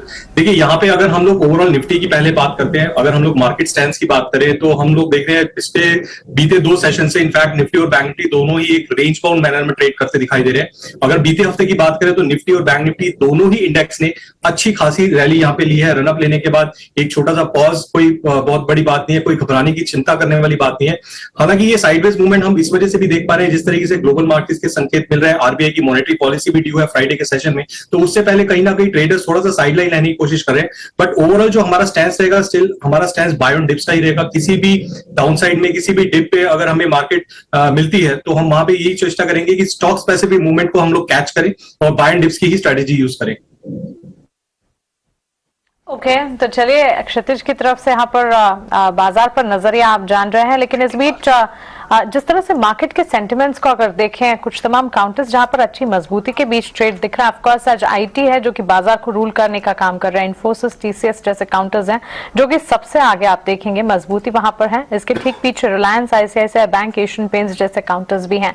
एक बार ब्रिटानिया के चार्ट्स को भी देख लेते हैं अजय। ऑफकोर्स यहाँ पर नतीजों से पहले हम देख रहे हैं ब्रिटानिया में एक कॉशियस ट्रेंड जरूर नजर आ रहा है। महंगा स्टॉक है जैसे बताया वैल्यूएशन के हिसाब से, और कंज्यूमर में ओवरऑल थोड़ा सा हमें वीकनेस ही नजर आ रही है। बट देवयानी अब देखिए दूसरी तरफ जबरदस्त रिजल्ट आया, साइडवेज मार्केट में स्टॉक डेज हाई पे चला गया है। और मैं इससे पहले कि ब्रिटानिया में क्या उम्मीद की जाए बात करूं, एक बार चार्ट चेक लें कि यहां से बीटीएसटी करनी चाहिए क्या। क्षितिज, आपने देवयानी के 180-90 के आसपास यहाँ पे फ्रेश लॉन्ग लेने चाहिए क्या? जी बिल्कुल, देखिए यार देवयानी की बात करें तो यहाँ पे रिजल्ट्स आने के बाद एक अच्छा खासा ब्रेकआउट देखने को मिला है। Overall chart structure is very much positive. अगर हम लोग बीते 3 सेशन पहले की बात करें तो स्टॉक ने ऑलरेडी मोमेंटम कैच किया था 160 रुपए से 185 की तरफ जल्दी सिंगल सेशन में मूव किया था। उसके बाद 2 दिन की कंसोलिडेशन के बाद अब ये रैली कंटिन्यू होती दिखाई दे रही है। तो मैं ये सलाह दूंगा अगर किसी को यहाँ पे बीटीएसटी ट्रेड भी लेना है तो यहाँ पे चार्ट स्ट्रक्चर बहुत ज्यादा पॉजिटिव है, एक फ्रेश ब्रेकआउट देखने को मिला चार्ट्स के ऊपर। Risk reward is also favourable, तो स्टॉप लॉस यहाँ मेंटेन करने की जरूरत है 180 के नीचे। 180 के नीचे स्टॉप लॉस मेंटेन करके anyone can carry a BTST trade as well. Upside जो पोटेंशियल स्टॉक पे दिखाई दे रहा है चार्ट्स के ऊपर वो दिखाई दे रहा है 198 से 200 तक के जोन यहाँ पे स्टॉक टेस्ट कर सकता है। तो बीटीएसटी के लिए Devyani would be a good contender. Alright, ठीक है, एब्सोल्युटली। तो देवयानी पे यहाँ एक व्यू बनता हुआ निकल कर आ रहा है। जैसे कि आज वाकई सिर्फ आईटी स्पेस है जिसमें आपको अच्छी बिट्स दिख रही है। मिड कैप आईटी में से आपको चूज करेंगे क्या क्षितिज? बिल्कुल, देखिए यहाँ पे आपने बिल्कुल सही पॉइंट आउट किया। आज के इनफैक्ट जो मैं ट्रेड्स भी लाया था अपने आईटी काउंटर में से ही लाया था। आईटी काउंटर में से एक स्टॉक जो अभी मुझे फिलहाल चार्ट्स पे अच्छा लग रहा है वो बीसॉफ्ट का स्टॉक है। स्टॉक ने काफी ज्यादा अंडर परफॉर्म किया है बीते कई सेशंस की बात करें, बीते कई हफ्तों की बात करें, बट अब लोअर लेवल्स पे स्टॉक कहीं ना कहीं कंसोलिडेट होता दिखाई दे रहा है। स्टॉक ने जोन पे बेस बिल्डअप किया है 330 से 340 के जोन में एक अच्छा खासा बेस बिल्डअप कर लिया। तो मुझे लगता है BSoft can be a good contender, और आज की जो मेरी पिक्स रहेंगी उसमें से बीसॉफ्ट भी मेरा एक बाय कंटेंडर की तरफ रहेगा। यहाँ पे मुझे लगता है जब तक स्टॉक 330 332 के जोन के ऊपर होल्ड ऑन कर रहा है, यहाँ पे जो अपसाइड रैली है कंटिन्यू कर सकती है। जिस तरीके से हम लोग लॉन्ग बिल्डअप होते दिखाई दे रहा है आईटी स्टॉक्स के अंदर सिंस मॉर्निंग, मुझे लगता है BSoft can be a good contender from here on. तो 350 से 352 के जोन तो हम लोग शॉर्ट टर्म पे इस पे एक्सपेक्ट कर ही रहे हैं, बट थोड़ा सा अगर हम लोग मिड टर्म हॉरिजन की भी बात करें तो 365 तक के यहाँ पे पुल बैक रैली हम लोगों को बीसॉफ्ट पे जरूर देखने को मिल सकती है। Absolutely, mid cap IT space में पर्सिस्टेंट, टाटा एलेक्सी, एम्फासिस जैसे स्टॉक्स में मजबूती है, और क्षितिज की तरफ से बिरला सॉफ्ट बीटीएसटी के तौर पर आप लेकर जा सकते हैं। आइए विनय से भी समझ लेते हैं उनकी तरफ से बीटीएसटी ट्रेड कौन से होंगे। विनय बताएं कौन सा स्टॉक लेकर जाना पसंद करेंगे आप? जो ऑलरेडी मैंने रिकमेंड किए हैं उनमें से मुझे इन्फोसिस एक काफी कन्विंसिंग लग रहा है, तो वही रिकमेंड करूंगा। कोई नया फ्रेश कॉल नहीं लेने को बोलूंगा। लार्ज कैप में एक पैटर्न अच्छी बन रही है इन्फोसिस में, तो इन्फोसिस इस लेवल पे आप डेफिनेटली लॉन्ग साइड पे ट्रेड कर सकते हैं, बीटीएसटी भी कर सकते हैं। तो मेरे हिसाब से एक स्टॉक अगर लेना है तो इन्फोसिस, और दूसरी जो स्टॉक्स जो मिड कैप आईटी में से बिलोंग करते हैं उसमें से केपीआईटी टेक काफी एक ट्रेड सेटअप अच्छा दिख रहा है, तो वो आप एक ओवरऑल बुलिश व्यू लेके चल सकते हैं पोजिशनल सेटअप के लिए। राजेश जी, आपके बीटीएसटी ट्रेड्स क्या होंगे? तो देखिए हमें लगता है कि यहाँ पे एसबीआई पे फोकस करना चाहिए। काफी स्ट्रॉन्ग सेटअप बना हुआ है एसबीआई का, और हमें लगता है कि एसबीआई की जिस तरीके से पोजीशनिंग है, हमें लगता है एसबीआई यहाँ से एक अच्छा मोमेंटम यहाँ पे कंटिन्यू करते हुए दिखेगा। और एसबीआई में हम एक्सपेक्ट कर रहे हैं 555 560 तक के टारगेट। तो पहला स्टॉक होगा एसबीआई, स्टॉप लॉस रखेंगे हम करीब इसमें 528 का। दूसरा स्टॉक जो हमें अट्रैक्टिव लग रहा है वो है टाइटन का। टाइटन में देखें तो काफी स्ट्रेंथ यहाँ पे वीकली सेटअप पे देखें तो अगर पिछले 4-5 वीक से स्टॉक हायर हाई फॉर्मेशन बनाते हुए दिख रहा है और जिस तरीके से स्टॉक में सस्टेन्ड बाइंग एक्शन यहाँ पे कोई भी डिप में यहाँ पे देखने को मिल रही है, हमें लगता है कि टाइटन का सेटअप ये दिखाता है कि यहाँ पे 2460 2480 तक के अपसाइड के टारगेट आते हुए दिख सकते हैं। तो 2375 के स्टॉप लॉस से टाइटन भी बाय करने की सलाह रहेगी। तो एसबीआई और टाइटन ये दो स्टॉक पे हम बाय करने की सलाह देंगे। टाइटन और एसबीआई आपको यहाँ पसंद आ रहे हैं। राजेश, आपने जब स्टार्ट किया था तो आपके ओपनिंग कमेंट्स भी थे कि ये बाजार में थोड़ा सा जो नी जर्क रिएक्शन या प्रेशर है वो रिबाउंड हो जाएगा। क्या बाजार की रिकवरी को रिलायंस लीड कर सकता है? रिलायंस इस वक्त कैसा दिख रहा है? तो बिल्कुल देखिए प्रियंका जी, स्टॉक का स्ट्रक्चर तो काफी स्ट्रांग है और बिल्कुल रिलायंस में एक लीडरशिप यहाँ पे बनी हुई है। हमें लगता है रिलायंस का जिस तरीके से सेटअप है आज थ्रू आउट द सेशन भी देखे तो एक काफी छोटी रेंज में ही स्टॉक ट्रेड करते हुए दिखा है और अब वापस ये स्टॉक डे हाई की तरफ ट्रेड करते हुए दिख रहा है। तो हमें लगता है कि स्टॉक में जिस तरीके की स्ट्रेंथ यहाँ पे बनी हुई है शॉर्ट टर्म सेटअप पे, तो रिलायंस का कॉन्ट्रीब्यूशन बिल्कुल आते हुए दिख सकता है और स्टॉक में 2660 2680 तक की अपसाइड भी यहाँ पे कैरी फॉरवर्ड होते हुए दिख सकती है। तो रिलायंस को बाय करना चाहिए क्योंकि हमें लगता है कि इंडेक्स जब भी डिप लगा तो रिलायंस एक कहीं ना कहीं यहाँ पे एक रिवर्सल बनाता हुआ दिखेगा, जिसके चलते इंडेक्स कहीं ना कहीं एक अपसाइड में वापस पुल बैक का ट्रेड कंटिन्यू करते हुए दिख सकती है। स्टॉप लॉस होगा रिलायंस में 2550 के आसपास। विनय, ब्रिगेड एंटरप्राइजेस को जरा देखिए, आज के बाजार में काफी अच्छा मूव आया, कमेंट्री और रिजल्ट भी काफी अच्छे थे। ये सेंस आ रहा है कि रिजल्ट के बाद उसमें फ्रेश बाइंग हुई है। यहां के भाव से 500 506 के भाव से जरा इसका लंबा ग्राफ लेके आइए डाक्टर साहब, ये मालूम चलेगा कि टॉप से 7 दिन में ऑलरेडी 20 रुपए चला हुआ है, 3 महीने 6 महीने। विनय, आपका क्या व्यू बन रहा है ब्रिगेड पे जो लॉन्ग है, क्योंकि ये एक रेंज में रहा है लास्ट 50 वीक से, राइट? अगर ये बाहर आ सकता है क्या, इस रेंज से ब्रेकआउट कर सकता है क्या ये 520 का जो जोन है? जी जरूर से। अगर हम आपने सही बताया कि पिछले 6 महीने से ये स्टॉक में रेंज बाउंड मूवमेंट रही, इतनी कोई बड़ी मूव आई नहीं है, लेकिन आप दूसरे रियल एस्टेट स्टॉक से इसकी कंपैरिजन करेंगे तो सबसे स्ट्रॉन्गेस्ट अगर चार्ट का सेटअप है long term, I am talking about medium to long term, तो ब्रिगेड एंटरप्राइज है। अगर ये स्टॉक ने काफी बेरिश फेज के दौरान भी अपने लॉन्ग टर्म सपोर्ट्स नहीं तोड़े थे, 200 दिन की एवरेज के ऊपर कंटिन्यूसली ट्रेड कर रहा था, तो अगर आप रिलेटिव स्ट्रेंथ देंगे compare to other real estate stocks तो मुझे लगता है कि Brigade is the strongest setup. तो हमारा व्यू पॉजिटिव है इसके ऊपर, और इसका जो ऑल टाइम हाई था वो 553 था, वो ज्यादा दूर नहीं, करीबन 8 से 10% ही ऊपर है। तो देयर आर गुड चांसेस, अभी रियल एस्टेट सेक्टर भी अच्छा परफॉर्म कर रहा है, तो मुझे लग रहा है जो स्टॉक लीड ऑलरेडी कर चुका है वो आगे चलते भी लीड करेगा और अच्छे चांसेस है कि आने वाले दिनों में ये अपना ऑल टाइम हाई क्रॉस कर ले। तो I am expecting a bullish move. भले आज एक गैप अप हुआ है, थोड़ा कंसोलिडेशन होगा, लेकिन ultimately I am expecting that this stock will move towards it's knew all time high above 553। 553 जो कि ऑल टाइम हाई है, जल्दी स्टॉक यहाँ पर इन स्तरों तक पहुंचने की कोशिश कर सकता है। रियल एस्टेट पैक और साथ ही ब्रिगेड पर विनय का बुलिश नजरिया। Thanks Vinay for all these trading pics.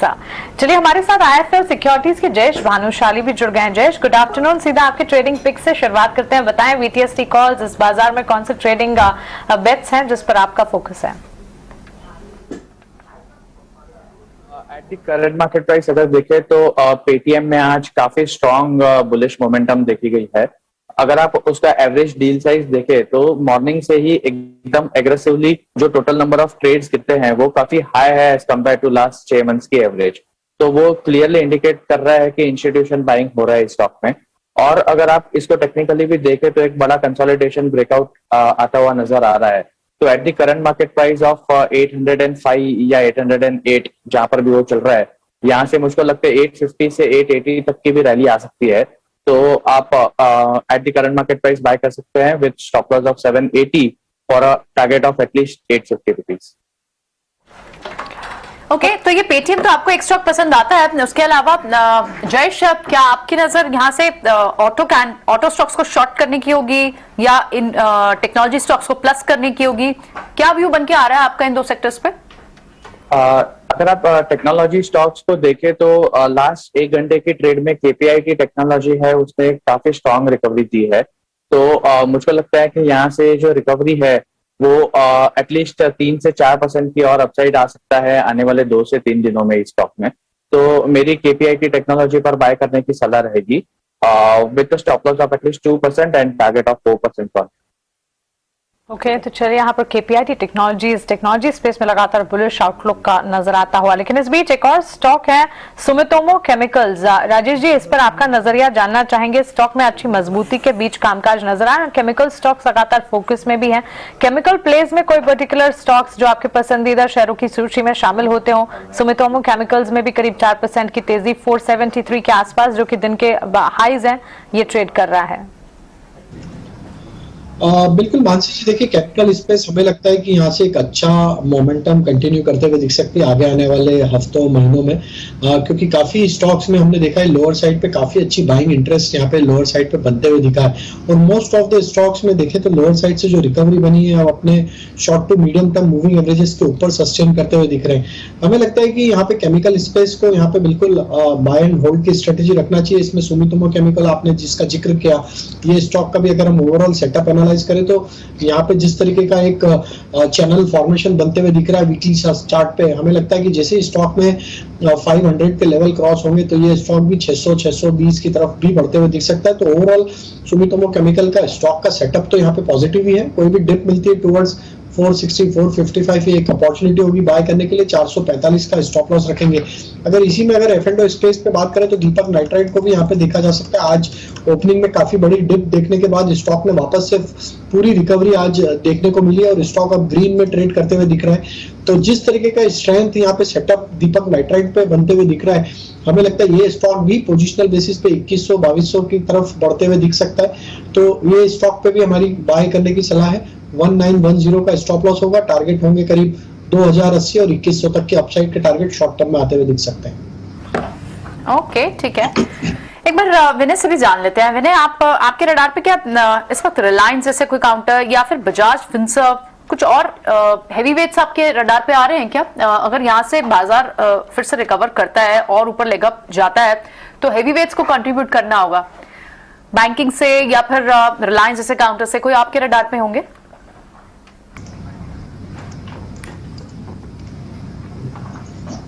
Sorry, विनय नहीं है हमारे साथ, जयेश है।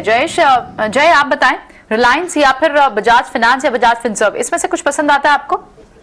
अगर आप रिलायंस इंडस्ट्रीज को देखें ना तो एक काफी इंटरेस्टिंग डेटा है कि उसकी जो 2500 की जो कॉल ऑप्शंस थी अगस्त सीरीज की, उसमें हैवी शॉर्ट पोजीशंस बिल्ड हुई थी through out the last 10-15 days. मतलब तो वहां से अगर आप देखें तो उस पोजीशंस को काफी शॉर्ट कवरिंग आई गई है और मुझको लगता है कि बहुत बड़ा चांस है कि इस सीरीज में रिलायंस इंडस्ट्रीज इजीली 2700 के आसपास के लेवल्स भी छू सकता है because of purely short covering. क्योंकि अगर आप देखें तो जुलाई सीरीज काफी खराब हुई थी रिलायंस इंडस्ट्रीज के लिए, जहां स्टॉक 2800 से गिरकर 2400 तक आ गया था। तो उस दौरान हमने देखा था कि हैवी शॉर्ट पोजीशंस क्रिएट हुई थी F&O स्पेस में। अभी वो सारी पोजीशंस जो है वो अनवाइंड हो रही है, तो मुझको लगता है कि इस काउंटर में काफी स्ट्रेंथ रहेगी और आने वाले दिनों में यहाँ से 100 रुपए की और तेजी आ सकती है। तो at the current market price भी मैं बाय रेकमेंड करूंगा विद स्टॉप लॉस ऑफ 2500 के आसपास, जो कि उसका 200 डे मूविंग एवरेज है, और टारगेट प्राइस रहेगा एटलीस्ट 2700 टू 2750 का। एट करंट मार्केट प्राइस भी 2500 के लेवल्स पर यहाँ पर स्टॉप लॉस मेंटेन करते हुए रिलायंस को खरीदने की राय। यहाँ से और ज्यादा 100 रुपए के लेवल्स इसी हफ्ते में देखने के, यानी कि आप मूव्स के पूरे अनुमान नजर आ रहे हैं। 2605 के लेवल्स पर ये स्टॉक ट्रेड करता हुआ एट डे हाई ऑलमोस्ट पहुंच चुका है। लेकिन जोमैटो ये स्टॉक कई दिनों से फोकस में है। ऑफकोर्स नतीजों के बाद स्टॉक में हमने काफी हद तक एक इम्पैक्ट देखा था, उसके बाद न्यूज फ्लोज भी कई सारे आते हुए दिखे और अब जोमैटो के CEO दीपेंद्र गोयल से खास बातचीत की है हमारी सहयोगी नयनतारा राय ने। आइए बिजनेस एक्सपेंशन को लेकर, कारोबार को लेकर कंपनी के मैनेजमेंट के क्या प्लान्स हैं, सुनते हैं। आपने तो मार्केट्स की बात सुन ली, एक बारी एक टाइमलाइन भी दे दिया आप प्रॉफिट के बारे में, जो आप कह रहे हैं कि second quarter next financial year में हो जाना चाहिए। तो लग तो रहा है कि अब आप स्टॉक मार्केट्स की आवाज फाइनली सुन रहे हैं। सुन भी रहे हैं और आई थिंक जैसे ही हमें पता चला कि हम प्रॉफिट कर लेंगे कुछ देर में, वैसे ही हमने बोल दिया कि हम कर लेंगे। अभी तक हमें पता ही नहीं था हम कब करेंगे, जैसे ही हमें पता चला हम कब करेंगे हमने सबको ना बता दिया कि कब करेंगे। और इस बारी जो अर्निंग्स आई है दीपेंद्र गोयल, उसमें एक बहुत ही बड़ा माइलस्टोन है, पहली बारी फूड डिलीवरी का ब्रेक इवन हो चुका है। तो ये आपको करना ही पड़ेगा प्रॉफिटेबिलिटी करना चाहते हैं। हाँ, पर आपके पास एक आज राइवल है ना स्विगी, जो लिस्टेड नहीं है, उन्होंने भी $2 बिलियन रेज किया था पिछले साल, वो भी खर्चाई करते रहेंगे, कैश बर्न करते रहेंगे, तो अब कैसे करेंगे? मार्केट शेयर लॉस नहीं हो जाएगा? वो तो 1 साल से चल रहा है, 1 साल से हम पब्लिक हैं और बाकी सब प्राइवेट हैं, तो ये तो 1 साल से चले जा रहा है। हम लोग बस अपने कस्टमर्स की लाइफ में वैल्यू क्रिएट करने की कोशिश करे जा रहे हैं एंड हमारे लिए वो काम कर रहा है।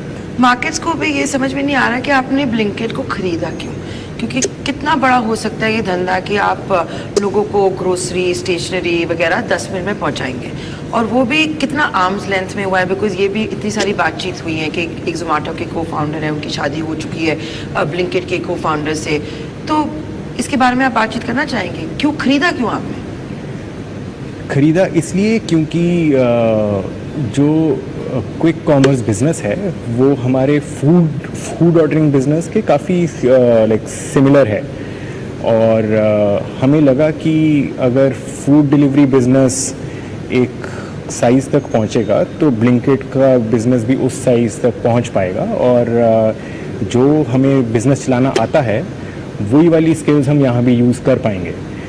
तो और जितने पैसे हमें जोमेटो को बनाने में लग गए हैं उससे बहुत कम लगेंगे ब्लिंकिट को वहाँ तक लेकर वो आने में, इसलिए हमने। अब तो आप कह रहे हो कि $300 मिलियन के आसपास, पहले आप 400 मिलियन बोल रहे थे। जोमेटो को उससे ज़्यादा लगे हैं बनाने। हाँ।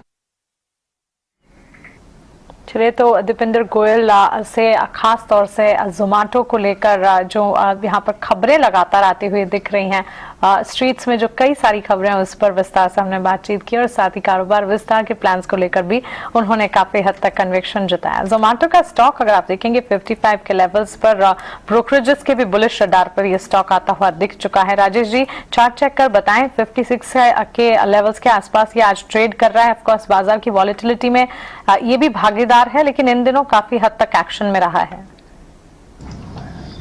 तो देखिए मानसी जी, स्टॉक में काफी बड़ा करेक्शन देखा था, उसके बाद जो रिकवरी बनी है, अब ये स्टॉक में हमें लगता है कि अगर यहाँ से 58 और 60 के रेंज को क्रॉस करेगा तो फिर यहाँ से अपसाइड यहाँ से कैरी होते हुए दिखेगी, क्योंकि अगर इसके ओवरऑल सेटअप को एनालाइज करें तो अभी भी स्टॉक में वीकनेस यहाँ पे लॉन्ग टर्म सेटअप के हिसाब से बनी हुई है, और अगर हम देखें तो इसके 50 डे मूविंग एवरेज भी ऑलमोस्ट अराउंड 60 रुपीज के आसपास प्लेस्ड है, तो हमें लगता है 60 रुपीज एक इसके लिए काफी इंपॉर्टेंट रेजिस्टेंस जैसा काम करते हुए दिख सकता है। जब तक ये 60 रुपीज के लेवल को क्रॉस नहीं करेगा, कुछ समय के लिए इसमें कंसोलिडेशन होते हुए दिख सकता है।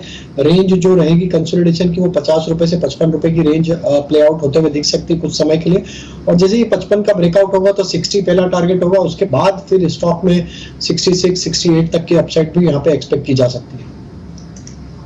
राइट, ठीक है। कुछ और स्टॉक्स, केमिकल स्टॉक्स में आज आपको अच्छा एक्शन दिख रहा है। जीएनएफसी, अतुल, यहाँ पर कोई पोजीशन आप लेंगे राजेश? तो देखिए दीपक नाइट्राइट हमने बात किया, हमें जीएनएफसी भी यहाँ पे अच्छा लगता है, और हमने जीएनएफसी पहले भी आपके साथ डिस्कस किया था, और इस पे पहले भी हमने रिकमेंडेशन ऑलरेडी दी हुई है। हमें लगता है जिस तरीके के फॉर्मेशन है जीएनएफसी के, इसके अपसाइड के टारगेट तो यहाँ पे हमें लगता है 820 तक के पोजिशनल बेसिस पे आते हुए देख सकते हैं। ट्रेडिंग पॉइंट ऑफ व्यू से 785, 790 तक के अपसाइड के लिए इसको करंट लेवल पे बाय किया जा सकता है, 740, 45 के स्टॉप लॉस से। एब्सोल्युटली। क्षितिज, आज हम देख रहे हैं डॉक्टर लाल पैथ, वहां पर भी लगभग 1.25% की रिकवरी तो है। ये अच्छी स्टॉक परफॉर्मेंस दिखाई, उसके बाद म्यूटेड हो जाता है, बहुत ही इरेगुलर इसका कंट्रीब्यूशन रहता है, परसिस्टेंट रहता ही नहीं है। अभी फिलहाल आप किस तरह से ट्रेंड पे रिवर्सल देख रहे हैं या फिर वही ट्रेंड मोमेंटम दिख रहा है? देखिए, यहाँ पे अगर हम लोग लाल पैथ लैब की बात करें तो स्टॉक ने एक अच्छा बेस बिल्डअप किया। डाउन साइड में अगर हम लोग बात करें तो 2000 के करीब यहाँ पे स्टॉक ने एक अच्छा सपोर्ट बिल्डअप किया, और अपसाइड की अगर बात करें तो 2240, 2245 के लगभग यहाँ पे एक अच्छा रेजिस्टेंस बनाया था स्टॉक ने। अब बीते हफ्ते में, बीते 3 से 4 सेशंस की अगर हम लोग बात करें तो स्टॉक ने एक कंसोलिडेशन फेज से निकला है। डाउन साइड में जो बेस बिल्डअप किया है 2245 के लगभग, जो स्टॉक में मूव आया है 2245 के ऊपर, मुझे लगता है ये यहाँ पे मोमेंटम जरूर कैरी करना चाहिए। अगर ओवरऑल स्ट्रक्चर की बात करें तो वीकली चार्ट्स के ऊपर स्टॉक ने एक बार फिर से अपने 200 दिन के मूविंग एवरेज के ऊपर जाके क्लोज किया है, which is actually a positive signal for the stock moving forward। तो मुझे लगता है यहाँ पे जो डाउनसाइड में बेस बिल्डअप करने के बाद स्टॉक ने एक मोमेंटम कैरी किया है, आने वाले सेशंस में भी ये स्टॉक यहाँ पे मोमेंटम जरूर कैरी करेगा। करंटली स्टॉक 2355, 2357 के लगभग ट्रेड कर रहा है। मुझे लगता है यहाँ पे जिन लोगों के पास ये पोजीशंस होल्ड है लाल पैथ लैब में, उन लोगों को स्टॉप लॉस जरूर यहाँ पे ट्रेल करना चाहिए। जब तक स्टॉक 2240, 2250 के जोन के ऊपर होल्ड ऑन कर रहा है, जैसे मैंने पहले बताया वो ब्रेकआउट लेवल था, जो अब एक सपोर्ट में कन्वर्ट हो चुका है। तो सपोर्ट के नीचे एक स्टॉप लॉस मेंटेन करके अपने पोजीशंस को जरूर यहाँ पे मेंटेन करें, होल्ड करें। आने वाले सेशन में मुझे लगता है लाल पैथ लैब 2500 तक के लेवल्स इजीली कैच ऑन कर लेगा, तो लाल पैथ लैब में मेरी लॉन्ग जाने की यहाँ पे सलाह रहेगी। ठीक है, डॉक्टर लाल पैथ लैब पर लॉन्ग्स की सलाह यहाँ पर। इस बीच आज जी जब नरेश हमारे साथ जुड़े उन्होंने भी डॉक्टर लाल पैथ लैब पर अपना पॉजिटिव आउटलुक जताया था। इस बीच बीएसई लिमिटेड के Q1 नंबर्स आपके टीवी स्क्रीन पर फ्लैश हो रहे हैं। क्विकली एक बार नतीजों को देख लेते हैं। कंपनी की आय जो है उसमें बढ़त दिखी है, हालांकि मुनाफे के फ्रंट पर और मार्जिन के फ्रंट पर डाउनटिक्स देखने को मिले हैं। कंसोलिडेटेड आय जो है 157 करोड़ से बढ़ी और ये बढ़कर 187 करोड़ पर जाती हुई दिखी है। प्रॉफिट्स के फिगर में एक डिप जरूर नजर आया है। 52 करोड़ से कंपनी का मुनाफा जो है वो 40 करोड़ के आसपास आता हुआ दिखा। साथ ही कामकाजी मुनाफा जो है 41 करोड़ से करीब 50 करोड़ पर देखने को मिला है। 26% के आसपास कंपनी के मार्जिन फिलहाल Q1 नतीजों में आते हुए, जो कि एक ट्रेंड मार्जिन के फ्रंट पर इंटैक्ट रहा है। 26% के आसपास ये देखने को मिले हैं। कंसोलिडेटेड आय को अगर छोड़ दें, मुनाफे के फ्रंट पर कमजोरी और मार्जिन जो है वो स्टैग्नेंट रहे हैं। क्षितिज, एक बार आपसे जानना चाहेंगे, प्लेटफॉर्म स्टॉक्स में पिछले कुछ दिनों में एक्शन दिखा था।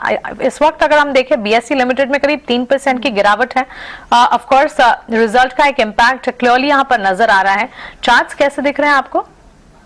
देखिए, रिजल्ट का इम्पैक्ट की वजह से हो सकता है स्टॉक में हमें कट ऑफ देखने को मिल रहा है यहाँ पे 2 से 2.5% का, बट ओवरऑल अगर स्ट्रक्चर की बात करूं तो स्टॉक ने एक अच्छा बेस बिल्डअप किया है डाउन साइड पे। ओवरऑल डेली चार्ट्स के ऊपर स्टॉक अच्छे से मेंटेन कर रहा है अपने 200 दिन मूविंग एवरेज के ऊपर, शॉर्ट टर्म मूविंग एवरेजेस के ऊपर अच्छी से क्लोजिंग आ रही है स्टॉक में। तो मुझे ऐसा बिल्कुल फील नहीं होता कि रिजल्ट आने के बाद की बहुत बड़ा फॉल देखने को मिलेगा। इनफैक्ट अपसाइड में एक छोटा सा हर्डल जरूर है स्टॉक का, जो कि है लगभग 700 रुपए के जोन पे। तो 700 के लेवल्स एक बार कट ऑफ होते हैं अपसाइड में, मुझे लगता है अच्छे वॉल्यूम्स के साथ यहाँ पे मूव पिकअप करना चाहिए। अपसाइड में मुझे लगता है 730 से 735 के जोन स्टॉक जल्दी यहाँ पे टेस्ट कर सकता है। अगर किसी के पास यहाँ पे बाइंग की पोजीशन होल्ड ऑन है तो मुझे लगता है यहाँ पे 650 के स्टॉप लॉस के साथ पोजीशन होल्ड ऑन करी जा सकती है। अपसाइड जैसे मैंने पहले भी बताया 720 से 725 के जोन मैं इस स्टॉक में जरूर एक्सपेक्ट करूंगा। ठीक है, ठीक है। और टाटा कॉफी के भी आप नंबर्स देख पा रहे हैं, यहाँ पर भी आप प्रॉफिट जो है वो बढ़कर आया है। 45 करोड़ रुपए प्रॉफिट है 29 CR से बढ़कर, और वाई ऑन वाई फिगर्स है ये। तो टाटा कॉफी पे भी एक रिएक्शन देख लेते हैं कि इस वक्त आप 1% तेज देख रहे हैं इस काउंटर को भी। कंजम्पशन स्टॉक्स सारे अच्छे चले हैं जयेश, हमने देखा एटलीस्ट वॉल्यूम ग्रोथ तो आपको मेजर स्टॉक्स में दिख रहा है, और यहाँ पर भी देखिए 1% का स्पाइक दिख रहा है। आपको लग रहा है कि रिजल्ट्स के बाद फॉलो अप बाइंग आ सकती है स्पेस में, स्टॉक में, टाटा कॉफी स्पेशली? जी जरूर। अगर आप देखें तो ये एक स्पेशल अपॉर्चुनिटी केस है टाटा कॉफी का, जहां अभी इसका मर्जर हो रहा है टाटा कंज्यूमर के साथ।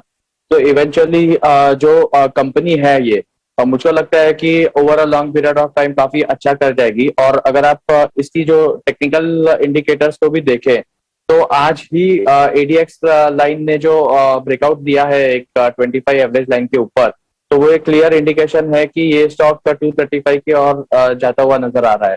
तो at the current market price भी मुझे लगता है अगर किसे परचेस करना है तो वो कर सकते हैं, क्योंकि जो ब्रेकआउट है वो मुझे लगता है सस्टेन कर जाएगा। और जो इस स्टॉक का जो प्रीवियस स्विंग हाई था, जो कि अप्रैल 2022 में बना था, वो हाई को भी आज इस स्टॉक ने क्रॉस किया है विद राइजिंग वॉल्यूम। तो ये सारा इंडिकेशन है कि ग्रेजुअली इसमें अपवर्ड मोमेंटम ही रहेगी, and one should buy on dips, और 235 के टारगेट से होल्ड कर सकते हैं, 235 to 240। 235 240 के टारगेट्स यहाँ पर मजबूत numbers on the face of it नजर आ रहे हैं। कंसोलिडेटेड आय में बढ़ोतरी और स्टॉक पर भी इसका एक रिएक्शन आप देख रहे हैं। अगर एग्जिस्टिंग पोजीशंस हैं इसे बनाए रखना की राय यहाँ पर एक्सपर्ट की तरफ से। लेकिन Varun beverages, Rajesh, mid cap corner में अगर देखें, Varun beverages one of the few जहां पर सबसे ज्यादा मजबूती नजर आ रही है इस वक्त। अगर आप देखेंगे स्टॉक में अच्छी तेजी के बीच कामकाज दिख रहे हैं, करीब 3% के अपमूव्स है स्टॉक में। और इसी हफ्ते पिछले 2-3 ट्रेडिंग सेशंस की अगर बात करें, करीब 8 से 10% की तेजी भी ये स्टॉक दिखा चुका है। ट्रेड्स यहाँ पर पॉजिटिव है, लगातार न्यूज फ्लोज भी आते हुए दिख रहे हैं। टेक्निकली आपको कैसा लग रहा है ये स्टॉक? तो काफी स्ट्रॉन्ग सेटअप है स्टॉक का। Across all time frame stock एक बुलिश जोन में ट्रेड कर रहा है। ये अपनी ऑल टाइम हाई ट्रेजेक्टरी के पास ट्रेड करते हुए दिख रहा है, और स्टॉक में देखें series of higher top higher bottom formation बनते हुए दिख रहे हैं। तो बाय ऑन डिप्स कैटेगरी का स्टॉक है, जब भी कोई डिप मिले तो इसको ऐड करना चाहिए पोर्टफोलियो में। अपसाइड में इसके टारगेट हमें 1050 से लेकर 1100 तक के भी आते हुए दिख सकते हैं। तो यहाँ पे बाय ऑन डिप्स की रणनीति है, 900 रुपए के आसपास स्टॉप लॉस रखें और स्टॉक को थोड़ा सा पोजिशनल बेसिस पे होल्ड करेंगे तो काफी अच्छे रिटर्न ये डिलीवर करते हुए दिख सकता है। ठीक है, ऑल राइट, एब्सोल्युटली। अब कुछ और काउंटर्स भी आपको बढ़ते हुए दिख रहे हैं। ऑटो पैक में हीरो मोटोकॉर्प, वहां पर भी आपको थोड़ी तेजी बढ़ती हुई दिखाई दी है। और कल एक स्टॉक हम डिस्कस कर रहे थे, पावर ग्रिड, क्योंकि पावर स्टॉक्स में भी अच्छा करंट आपको लग रहा है। एनटीपीसी, पावर ग्रिड, ये स्टॉक्स अच्छे चल रहे हैं। पावर ग्रिड पे आपकी क्या राय होगी क्षितिज? बिल्कुल, यहाँ पे आपने बहुत अच्छा पॉइंट आउट किया। पावर स्टॉक्स में जिस तरीके का मोमेंटम कैरी हो रहा है, और खासकर अगर मैं बात करूं चार्ट स्ट्रक्चर के, पावर ग्रिड ने यहाँ पे एक बहुत ही बढ़िया पैटर्न बनाया है, जिसको हम टेक्निकली बोलेंगे राउंडिंग बॉटम पैटर्न है। This is actually a very positive signal for the stock moving forward. मुझे लगता है यहाँ पे 224 225 के जोन पे जहां पे ट्रेड कर रहा है, this is on the verge of fresh breakout. तो अगर किसी को फिलहाल यहाँ पे फ्रेश पोजीशन लेनी भी है तो मैं पावर ग्रिड में यहाँ पे लॉन्ग प्ले करने की सलाह दूंगा। स्टॉप लॉस यहाँ पे मेंटेन करने की जरूरत है आज के लो के नीचे, विच इज अप्रोक्सीमेटली 218 के नीचे यहाँ पे स्टॉप लॉस मेंटेन करें। अपसाइड पोटेंशियल मुझे लगता है 232 से 235 के जोन में स्टॉक बहुत जल्दी मूव कर सकता है। जैसे कि मैंने पहले ही बताया, rounding bottom pattern can be seen on the daily charts, तो यहाँ पे लॉन्ग प्ले ही करने की सलाह मिलेगी। और पावर ग्रिड के अंदर 235 तक के जोन हमें 1 से 2 ट्रेडिंग सेशन में बिल्कुल देखने को मिल सकते हैं। ओके, इस बीच इंश्योरेंस काउंटर्स में आज एक्शन हम देख रहे हैं। जनरल इंश्योरेंस कॉर्पोरेशन को देखिए करीब 4% की तेजी पर ये स्टॉक ट्रेड करता हुआ। इस स्टॉक पर जयेश आपसे एक बार राय जानना चाहेंगे। जीआईसी मजबूती के साथ कामकाज दिख रहा है, पिछले कुछ दिनों के चार्ट्स को देखकर बताएं। एग्जिस्टिंग पोजीशंस अगर हैं, न्यू पोजीशंस के बारे में अगर सोच रहे हैं, क्या किया जाए? अगर एग्जिस्टिंग पोजीशंस है तो आई थिंक होल्ड कर सकते हैं, क्योंकि इस स्टॉक का जो 200 डे एक्सपोनेंशियल मूविंग एवरेज है वो 127 128 के आसपास है, जो कि उसका एक मल्टी वीक रेजिस्टेंस जोन है। तो आज भी अगर आप देखें तो इस स्टॉक ने वो ही रेंज को टेस्ट करके एक प्रॉफिट बुकिंग देखी है। तो मुझको लगता है कि एट दी हायर लेवल्स इस स्टॉक में सेलिंग आएगी। तो फ्रेश पोजीशंस तो मैं बनाने की सलाह नहीं दूंगा, पर जिनके पास इसकी होल्डिंग है वो होल्ड कर सकते हैं। And from the price of 128 to 132 वो उसमें बुक आउट कर सकते हैं स्टॉक को एट हायर रेट पे। ओके, इस बीच अदानी पावर के नंबर्स आप देख रहे हैं, नतीजे अच्छे नजर आ रहे हैं। मुनाफा कंपनी का बड़ा है 278 करोड़ से 4780 करोड़ पर कंपनी के प्रॉफिट्स के फिगर नजर आ रहे हैं। और डबल यहां पर कंपनी की आय जो है वो पोस्ट होती हुई दिख रही है। 6570 करोड़ से कंपनी की कंसोलिडेटेड आय 13723 करोड़ पर। सीधे तौर पर नतीजे मजबूत हैं। अदानी पावर के स्टॉक में आप देख रहे हैं करीब 3-3.5% की तेजी के साथ कामकाज भी नजर आ रहा है। क्षितिज, पावर स्टॉक्स डिस्कस भी कर रहे थे। अदानी पावर के स्टॉक को देखें 340 के लेवल्स और क्लियरली रिजल्ट स्पेसिफिक इंपैक्ट यहां पर नजर आ रहा है, इस पर अपनी राय दीजिए। बिल्कुल, यहाँ देखिए अदानी पावर रिजल्ट्स आने के बाद स्टॉक एक फ्रेश ब्रेकआउट के वर्ष पे है। 344 के लगभग इसके रीसेंट हाइस थे, जो लास्ट हाइस बनाए थे स्टॉक ने। तो मुझे करंटली स्टॉक मूव कर रहा है 342 का। तो जैसे मैंने पहले बताया, फ्रेश ब्रेकआउट देखने को मिल रहा है। हालांकि स्टॉक पे काफी ज्यादा रनअप ले चुका है, तो यहाँ पे स्टॉप लॉस जरूर, यहाँ पे स्ट्रिक्ट स्टॉप लॉस जरूर मेंटेन करें। अगर कोई ट्रेडिंग पर्सपेक्टिव से ट्रेड करना चाहता है स्टॉक को, तो मुझे लगता है 324 325 के नीचे यहाँ पे स्टॉप लॉस बनता है। अगर कोई डिलीवरी बेस्ड ट्रेड करना चाहता है तो 320 के स्टॉप लॉस से यहाँ पे स्टॉक को जरूर होल्ड किया जा सकता है। स्टॉक ने एक फ्रेश ब्रेकआउट दिया जिसके टारगेट्स निकल के आ रहे हैं लगभग 365 तक के। तो डिलीवरी बेस अगर कोई ट्रेड करना है तो 365 पर टारगेट पोटेंशियल मुझे इस स्टॉक में देखने को मिल सकता है। और शॉर्ट टर्म की अगर बात करें तो 352 का एक जो इमीडिएट हर्डल होगा स्टॉक के अंदर। तो overall structure is still positive for the Adani power. ठीक है, ऑल राइट, अदानी पावर पर ये एक व्यू रहेगा। इस बीच पिरामिल एंटरप्राइज, यहाँ पर भी थोड़ी सी पोजिशनिंग तो अच्छी दिख रही है आपको। क्या राजेश, ये बीटीएसटी हो सकता है? तो देखिए, लोअर साइड से जरूर स्टॉक में बाइंग इंटरेस्ट बना है, लेकिन अभी भी हमें लगता है कि स्टॉक में जब तक ये 1780 के लेवल को आप क्रॉस नहीं करेगा, थोड़ा यहाँ पे सप्लाई बनते हुए दिख सकता है। पिरामल इंटरप्राइज में अगर ओवरऑल देखें तो स्टॉक एक अप स्लोपिंग चैनल में ट्रेवल करते हुए दिख रहा था, लेकिन 2 दिन पहले ये स्टॉक में एक ब्रेकडाउन होते हुए दिखा है। तो हमें लगता है 1780 1800 इसके लिए एक मेजर हर्डल है हायर साइड पे। जब तक वो लेवल क्रॉस नहीं हो, थोड़ा अवॉइड करना चाहिए, उसके बाद ही यहाँ पे बाय करने की सलाह रहेगी। एंटरप्राइजेस फिलहाल वॉच लिस्ट में रखें, लेकिन एलगी इक्विपमेंट्स इस स्टॉक को देखें। जयेश, इस पर आपसे राय जानना चाहेंगे। आज ही इस स्टॉक में 7% की तेजी है। पिछले 5 सेशंस की अगर बात करें, स्टॉक 20% चल गया है और वन वे अप मूव इस स्टॉक ने देखे हैं। पिछले 1 महीने में करीब 30-35% की तेजी। इतनी ज्यादा तेजी यहाँ पर देख चुका है, क्या यहाँ से अब कह सकते हैं एक फॉलिंग नाइफ, एक डिप आ सकता है? बढ़त के अगर कैंडिडेट्स हैं तो फिर एक बार प्रॉफिट बुक करने के बारे में सोचा जाए, या फिर यहाँ से और तेजी के अनुमान लग रहे हैं आपको? मेरे मुताबिक इस स्टॉक पे अभी प्रॉफिट बुकिंग नहीं करनी चाहिए, क्योंकि अगर आप देखें तो फरवरी 2022 के बाद आज पहली बार इतना बड़ा ब्रेकआउट आया है इस स्टॉक में। और अगर आप मोमेंटम इंडिकेटर देखें तो MACD हिस्टोग्राम में स्टॉक ने एक हायर हाइस बनाया है, जो कि क्लियरली इंडिकेट कर रहा है कि जो करंट अपमूव है वो स्ट्रेंथ के साथ है और मोमेंटम अच्छी है इस स्टॉक में। तो मेरा अनुमान है कि क्योंकि एक बड़ा कप एंड हैंडल ब्रेकआउट भी आया है चार्ट्स पर और फ्रेश लाइफ टाइम हाई आज हमने देखा है, तो मुझको लगता है कि यहाँ से और 5 to 8% का नया रनवे और मिलेगा इस स्टॉक को। तो मेरे मुताबिक अराउंड 465 to 470 के टारगेट प्राइस का अनुमान रख सकते हैं through out this August month. इस बीच आप बिरला सॉफ्ट के काउंटर को देखें, लास्ट कुछ मिनटों में अच्छी स्पाइक यहाँ पर भी आई है। अगर कोई आईटी काउंटर में यहाँ से बीटीएसटी करना हो तो क्षितिज आपकी बीटीएसटी राय क्या होगी सिर्फ आईटी स्पेस में? आपको लग रहा है, मैंने आपसे खैर पहले भी ये पूछा मिड कैप आईटी, लेकिन इस वक्त लार्ज कैप आईटी भी बहुत अच्छे दिख रहे हैं, तो यहाँ पर सबसे प्रेफर्ड पिक क्या रहेगी आईटी में?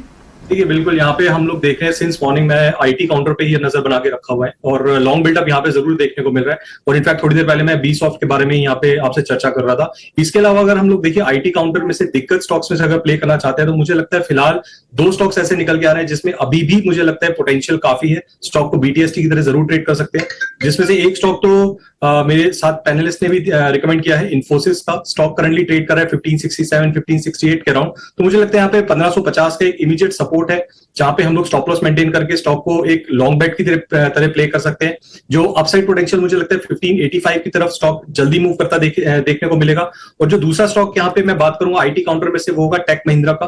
टेक महिंद्रा की अगर मैं ओवरऑल स्ट्रक्चर की बात करूं तो स्टॉक ने एक अच्छा खासा बेस बिल्डअप किया है 1000 से 1050 के रेंज में और करंट लेवल पे एक अच्छे वॉल्यूम्स इसमें भी देखने को मिल रहे हैं। मुझे लगता है यहाँ पे लॉन्ग बिल्डअप एक प्राइसेस के अंदर टेक महिंद्रा में भी बन रहा है, तो यहाँ पे हम लोग मोमेंटम कैच करने की कोशिश करेंगे टेक महिंद्रा के अंदर। स्टॉप लॉस यहाँ मेंटेन करने की जरूरत है 1030 के नीचे। अपसाइड पोटेंशियल मुझे लगता है 1090 तक स्टॉक कल के सेशन में जरूर मूव करेगा। तो टेक महिंद्रा और इन्फोसिस दीज 2 स्टॉक्स, ये 2 स्टॉक्स ऐसे हैं जिनको हम आईटी काउंटर में से नजर बना के रख सकते हैं लॉन्ग बेट के लिए। ठीक है, टेक महिंद्रा इन्फोसिस दोनों काउंटर्स पर रहा है। मिड कैप आईटी हो चाहे अब बिग प्लेयर्स हो, आईटी स्पेस आज लगातार फोकस में। लेकिन राजेश पारस, डिफेंस पर अपनी राय दीजिए। कंपनी के नंबर्स भी पॉजिटिव आए थे, आय का आंकड़ा हो चाहे मुनाफा, हर फ्रंट पर नंबर्स एक्टिवली यहाँ पर ट्रेड करते हुए दिखे थे। पॉजिटिव आउटलुक यहाँ पर नजर भी आ रहा है। स्टॉक में भी एक पॉजिटिव रडार पर ट्रेड देखने को मिल रहा है। 697 के लेवल्स आज के हाई है और इसी से नीचे हम देख रहे हैं 666 के आसपास ये स्टॉक आधे % की तेजी दिखा रहा है। तो मानसी जी देखिए, लास्ट वीक में स्टॉक में एक फॉलिंग ट्रेंड लाइन का ब्रेकआउट वीकली सेटअप पे होते हुए दिखा था और आज करंट वीक में देखें तो एक फॉलो बाइंग एक्शन यहाँ पे बनते हुए दिख रही। तो एक काफी बड़े करेक्शन के बाद स्टॉक ने लोअर साइड पे एक एक्यूमुलेशन के बाद अब एक अच्छा प्राइस एक्शन यहाँ पे बनते हुए दिख रहा है। स्टॉक अब 20-50 डे मूविंग एवरेज के ऊपर सस्टेन करते हुए दिख रहा है। लोअर टाइम फ्रेम के moving average higher time frame को क्रॉसओवर करते हुए दिख रहे हैं। तो हमें लगता है कि एक रिवर्सल के यहाँ पे साइन बिल्कुल बनते हुए दिख रहे हैं। जिनके पास पोजीशन है या करंट लेवल पे ले रहे हैं, स्टॉप लॉस रखे करीब 635 का, लेकिन अपसाइड में हमें लगता है स्टॉक में 720-740 तक की भी पोजिशनल टारगेट आते हुए दिख सकते हैं। पर जयेश के साथ सारे स्टॉक्स कंपेयर करते हैं। जयेश, एक बार हम प्लेटफॉर्म स्टॉक्स को देखते हैं। जोमेटो का एक बड़ा ट्रिगर रहा, लेकिन उसके बाद आप देखें रब ऑफ इफेक्ट आपको पेटीएम पे दिख रहा है। इनफैक्ट ग्लोबली भी आप देखें पेपाल जैसे स्टॉक्स पर दिख रहा है। सो कहीं तो आपको प्लेटफॉर्म बाइंग पे एक रिन्यूड इंटरेस्ट दिख रहा है, रिन्यूड बाइंग से दिख रही है। क्या दूसरे स्टॉक्स जो आपके रडार पर आ रहे हो, एक बार आप प्लेटफॉर्म और न्यू एज स्टॉक्स के अगर चार्ट एनालाइज कर रहे हो और उनमें से आपको क्या दिख रहा है, कौन सा सबसे अच्छी बेट होगी यहाँ, या फिर इट्स टू अर्ली टू से? अगर मैं आपको जोमेटो पे बात करूं तो जोमेटो पे हमने काफी एक एक्सटेंसिव एनालिसिस की है लास्ट जब रिजल्ट आया उसके बाद से। तो अगर आप कंपनी का देखें तो मैं टेक्निकल और फंडामेंटल दोनों पे कहना चाहूंगा कि अगर फंडामेंटली देखें तो जैसे food delivery business break even कर गया है, पर सबसे बड़ी बात यह है कि ईयर ऑन ईयर अगर आप देखें तो कस्टमर जो नए रिकरिंग कस्टमर है वो 90% कस्टमर रिकरिंग है उसके ऐप पर, और जो नए पार्टनर्स कंपनी ने ऐड किए हैं डिलीवरी पार्टनर्स वो कम से कम 3 लाख के आसपास के कर गए हैं। तो ये जो सारा मोट कंपनी का है वो एक जबरदस्त प्लेटफॉर्म बन गया है और food delivery business is here to stay हमारे हिसाब से। तो इस पे हमें लगता है कि स्टॉक को काफी अच्छे अर्निंग्स आएंगे आगे जाके। और टेक्निकली देखे तो हिस्टोरिकली हमने देखा है कि जब जब कोई स्टॉक में डिलीवरी बाइंग आती है तब तब उस स्टॉक में एक बड़ी रैली आती है। तो अगर जोमेटो को देखें तो कल की डिलीवरी वॉल्यूम काफी शानदार थी, और अगर आप एक महीने की एवरेज डिलीवरी वॉल्यूम देखें तो वो 40% की है। तो जो कि क्लियरली इंडिकेट कर रहा है कि हिस्टोरिकली जो ये स्टॉक 15-20% की डिलीवरी वॉल्यूम कर रहा है रोज का, और अब ये 40% कर रहा है। अगर आप एवरेज डील साइज देखें तो अगर एक सौदा जोमेटो में पड़ रहा है एनएससी पर तो 613 शेयर पड़ रहा है। वो उसको कंपेयर करें जब स्टॉक लिस्ट हुआ था तो कम से कम 400 शेयर्स के थे तब।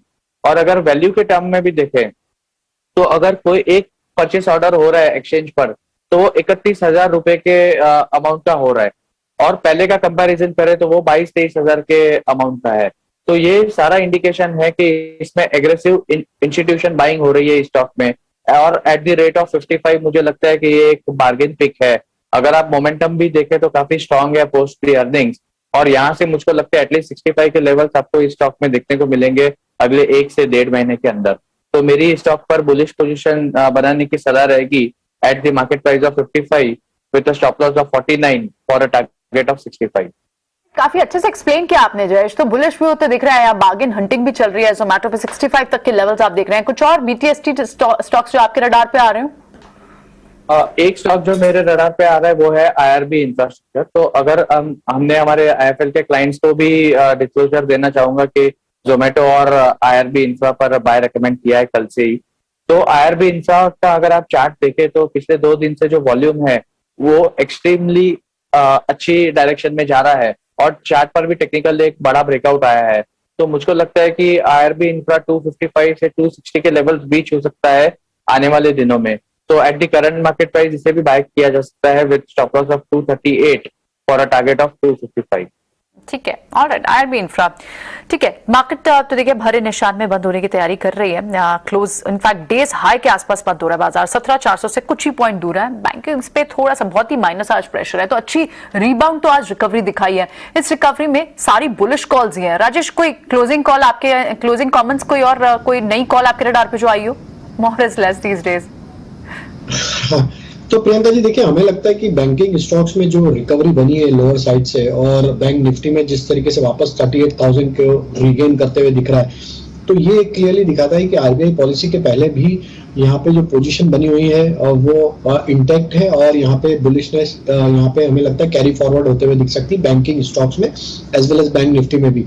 तो हमें लगता है आईसीआईसीआई बैंक और एसबीआई ये 2 स्टॉक पे फोकस रखना चाहिए, और साथ में देखें तो एचडीएफसी लिमिटेड, ये 3 स्टॉक हमें लगता है लार्ज कैप स्पेस में बैंकिंग फाइनेंशियल में ये अच्छा करते हुए दिख सकते हैं, और ये तीनों स्टॉक में एक अच्छा आउट परफॉर्मेंस यहाँ से कैरी फॉरवर्ड होते हुए दिख सकता है।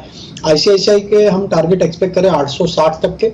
एसबीआई में जैसा हमने ऑलरेडी शो की शुरुआत में भी इस पे रिकमेंड दिया था बाय करने का, तो एसबीआई पे हमारा बुलिश व्यू है 555-560 तक के टारगेट के लिए। और एचडीएफसी लिमिटेड जो कि हमें लगता है कि ये स्टॉक भी एक अच्छा अपमूव यहाँ पे दिखा सकता है, जो कि तो 2420-2440 तक के अपसाइड के टारगेट के लिए इसे भी बाय किया जा सकता है। राइट, ठीक है। एसबीआई आपकी बैंक्स एंड फाइनेंशियल्स पे आप बुलिश हैं, बिल्कुल।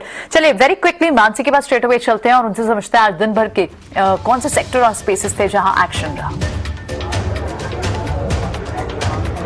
बिल्कुल, तो बाजार में आज दिन भर हमने देखा शुरुआत ऑफ कोर्स अच्छी होती हुई दिखी, लेकिन उसके बाद डाउन ट्रेंड्स नजर आए, वॉलेटाइल एक्शन थे बाजार में, न्यूज बेस्ड इंपैक्ट और स्टॉक स्पेसिफिक काफी हद तक हमने देखा बाजार में मोमेंटम जारी रहा। अगर यहाँ पर सेक्टर स्पेसिफिक बात करें, केमिकल स्टॉक्स में आज अच्छी तेजी देखने को मिली। एसआरएफ, गुजरात फ्लोरो जैसे काउंटर्स आज फोकस में थे। इसके अलावा आईटी स्पेस ने दिन भर बाजार को संभाल कर रखा, चाहे फिर वो मिड कैप आईटी स्पेस हो, लार्ज कैप आईटी स्टॉक्स हो जैसे टीसीएस, इन्फोसिस, मिड कैप में परसिस्टेंट सिस्टम, टाटा एलेक्सी जैसे स्टॉक्स में अच्छी मजबूती के बीच और करीब 1.5% की तेजी पर निफ्टी आईटी इंडेक्स जो है वो इस वक्त क्लोज होता हुआ दिख रहा है। इसी के साथ एजुकेशन सेक्टर आज फोकस में था, क्योंकि नए रूल्स जल्द ही फॉरेन कैपिटल को इन्वाइट करने के एजुकेशन सेक्टर पर आने वाले हैं, और इसी के चलते नवनीत एजुकेशन जैसे स्टॉक्स थे जो कि फोकस में थे। अच्छी मजबूती के बीच इन स्टॉक्स में ट्रेड करीब 11% के अप मूव्स के साथ यहाँ पर बढ़त 117 के लेवल्स पर स्टॉक क्लोज होता हुआ नजर आ रहा है। स्पाइसजेट का काउंटर एविएशन स्पेस में फोकस में था, क्योंकि एक्टिव डिस्कशन चल रहे हैं मिडिल ईस्ट कैरियर के साथ पॉजिटिव स्टेक सेल को लेकर, और इसी के चलते 12% की तेजी के साथ दिन भर स्टॉक में एक्शन दिखा, और अभी एक्शन बिल्कुल कायम है। और जोमेटो, क्योंकि कंपनी के मैनेजमेंट ने लगातार वैल्यू क्रिएशन को लेकर अपने प्लान्स जताए हैं, और एक्सक्लूसिव बातचीत भी उन्होंने नेटवर्क के साथ की। टाइम्स नेटवर्क के साथ बातचीत करते हुए वैल्यू क्रिएशन और साथ ही कारोबार विस्तार के प्लान्स उन्होंने समझाए। पॉजिटिव न्यूज फ्लोज देखने को मिले हैं। बाजार की वॉलेटिलिटी में आज एक डिप यहाँ पर जोमेटो के स्टॉक में जरूर दिखा, लेकिन अगर एक्सपर्ट्स की माने इस स्टॉक में लंबी अवधि के लिए काफी हद तक बुलिश मोमेंटम जो है वो बिल्कुल जारी रहेगा। रिलायंस जैसा स्टॉक था जो कि आज बाजार को संभालने के काम कर रहे थे। हैवी वेट की अगर बात करें, सबसे आगे रिलायंस ही था, सबसे ज्यादा कंट्रीब्यूशन यहां से आता हुआ Infosys, TCS, of course IT space में भी हम देख रहे थे मजबूती। इनफैक्ट रिलायंस में बीच में वॉलेटिलिटी जरूर दिखी थी और उसके बाद उसने तेजी पकड़ी, लेकिन इन्फोसिस, टीसीएस जैसे आईटी स्टॉक्स में दिन भर एक्शन था। आईसीआईसीआई बैंक, एचडीएफसी ने भी अच्छी मजबूती दिखाई। हालांकि कोटक बैंक, मारुति, सन फार्मा, टाटा मोटर्स और आईटीसी ऑटोमोबाइल स्पेस में जो ग्लोबल कनेक्ट के चलते काफी हद तक न्यूज फ्लोज आ रहे थे, उसका एक इम्पैक्ट देखने को मिला। इसी के चलते ऑटो स्टॉक्स आज प्ले आउट नहीं कर पाए। मिड कैप में वरुण बेवरेजेस, आईडीबीआई, साथ ही पर्सिस्टेंट और टाटा एलेक्सी जैसे स्टॉक्स थे जो कि सबसे आगे रहे। वहीं टॉप लूजर्स की अगर बात करें, yes bank, Concor, Bharat forge और औरोबिंदो फार्मा जैसे स्टॉक्स थे जहां पर लाल निशान के साथ कामकाज देखने को मिला। आईटी, एजुकेशन, कुछ हद तक केमिकल और साथ ही फर्टिलाइजर स्पेस थे जो कि सेक्टर स्पेसिफिक मूव्स दिखा रहे थे, लेकिन बटा हुआ कारोबार आज जरूर देखा। फाइनल क्लोजिंग आपके टीवी स्क्रीन पर 17,393 के लेवल्स पर, करीब 50 अंकों की बढ़त पर निफ्टी की क्लोजिंग 58,384 के लेवल्स पर सेंसेक्स 250 अंकों की बढ़त दिखाते हुए बैंक निफ्टी में लाल निशान के साथ 37,999 पर क्लोजिंग होती हुई। हमारे तमाम एक्सपर्ट्स का शुक्रिया हमारे साथ जुड़ने के लिए, अपनी ट्रेडिंग पिक्स और बाजार पर नजरिया हमें बताने के लिए। चलिए इसी के साथ क्लोजिंग कॉल्स का हम यही समेट रहे हैं, लेकिन खबरों का सिलसिला लगातार जारी है। आप बने रहें ईटी नाउ स्वदेश के साथ। नमस्कार।